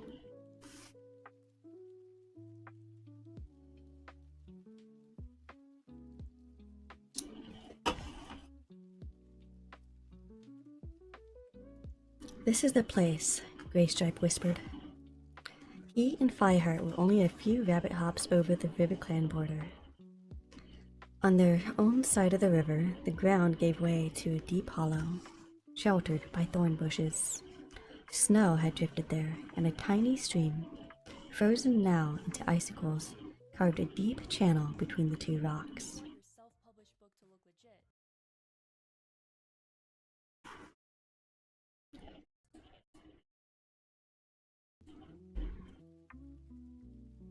Fireheart guessed that when New Leaf came and the snow melted, This would be a beautiful and well-hidden place. Two cats squeezed under one of the thorn bushes and scrabbled among the dead leaves to make sure their comfortable nests while they waited. Fireheart had caught a mouse on the way and brought it as a gift for Greypool. He dropped it where the leaves were driest, trying to forget his own hunger, and settled down with his paws tucked under him.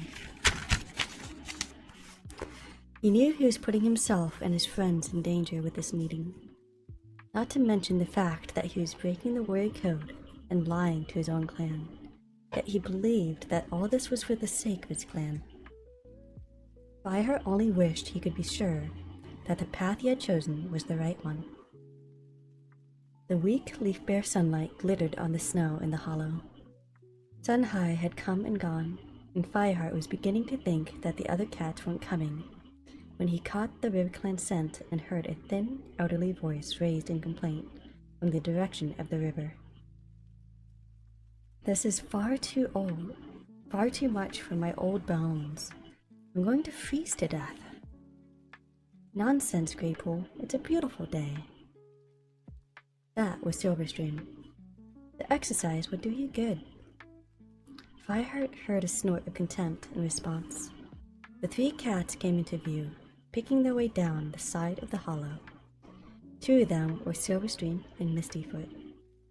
The third was an elder I had never seen before, a skinny she-cat with patchy fur and a scarred muzzle turning white with age. Halfway down the hollow, she paused, stiffening as she sniffed the air. "There are ThunderClan cats here," she hissed. Fireheart saw Silverstream and Mistyfoot exchanged a worried glance. "Yes, I know," Mistyfoot soothed the elderly she-cat. "It's all right." Vapor gave her a suspicious look. "What do you mean, all right? What are they doing here?" "I just want to talk to you," Mistyfoot said gently. "Trust me." For a heartbeat, Fireheart was afraid the elder would turn back, yowling to raise the alarm, but to his relief, Greypool's curiosity was too much for her. She patted after Mistyfoot, shaking her paws with disgust as they sank into the soft snow. "Greystripe?" Silverstream mewed warily. Greystripe stuck his head out of the bush. "We're here." The three RiverClan cats pushed their way into the prickly shelter. Greypool tensed as she came face to face with Fireheart and Greystripe, and her yellow eyes flared with hostility.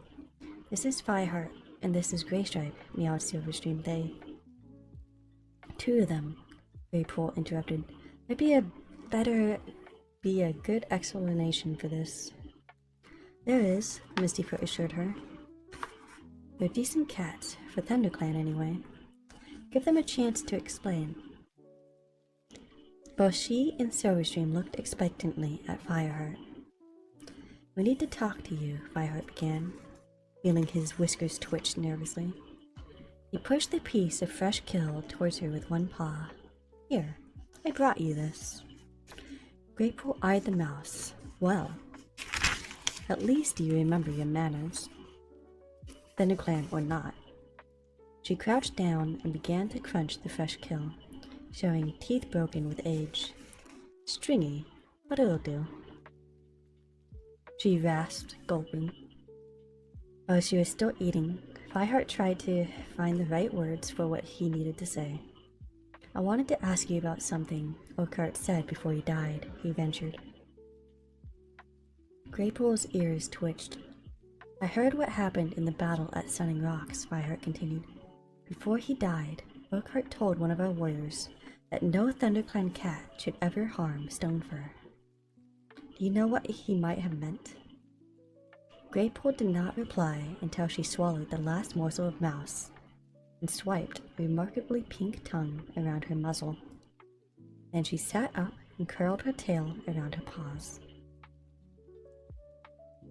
She fixed a thoughtful glance on Fireheart for several long moments, until he felt that she could see everything that was in his mind. "I think you should go," she mewed at the last two young RiverClan cats. Go on, out, you two. She added to Graystripe. I'll talk to Fireheart alone. I can see he's the one who needs to know. Fireheart bit back a protest. If he insisted that Graystripe should stay, the RiverClan elder might refuse to talk at all. He looked at his friend and saw his own puzzled expression reflected in Graystripe's yellow eyes. What did Graypool have to say that she didn't want her own clan to hear? Fireheart shivered, and not from the cold. Some instinct told him that there was a secret here, dark as the shadow of a crow's wing. But if it was RiverClan's secret, he couldn't imagine what it would have to do with ThunderClan. From the glances they exchanged, Silverstream and Mistyfoot were just as confused, but they started to back out of the bush without protest. We'll wait for you near the two-leg bridge, Silverstream mewed. There's no need, Graypool hissed impatiently. I may be old, but I'm not helpless. I'll find my own way back. Silverstream shrugged, and the two RiverClan cats withdrew, with Graystripe following them. Graypool sat in silence until the sense of the cats who had left began to fade. Now, she began, Mistyfoot has told you that I'm her mother and Stonefirst? Yes. Fireheart's initial nervousness was ebbing away to be replaced with respect for this ancient enemy queen, as he sensed the wisdom beneath her apparent short temper. Well, growled the old cat, I'm not. As Fireheart opened his mouth to speak, she went on. I brought the pair of them up as kits, but I didn't give birth to them. Oakheart brought them to me in the middle of Leafbear, when they were just a few days old. But where did Oakheart get the kits? Fireheart blurted out. Graypool's eyes narrowed. He told me he found them in the forest, as if they'd been abandoned by rogue cats or two-legs, she meowed. But I'm not stupid, and my nose had always worked just fine.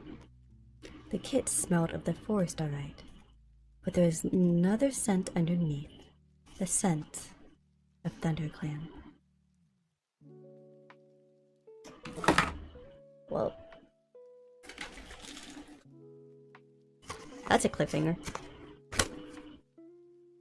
That was the end of chapter 5. We ended up leaving on a pretty decent cliffhanger there. So the next time I'm going to be doing ASMR is next Friday, and we will do chapter 6 through 10. This one was relatively long because of the prologue and everything else and me having to fix chat and all that, but thank you guys for coming here. I hope you enjoyed the stream, the first stream of this channel. And I will see you guys later. Nabisuki, out. Also, Scriptsune. If you don't know, Nabisuki is my main channel. So don't forget to follow over there too if you like chaos, but this is just the ASMR channel. Bye!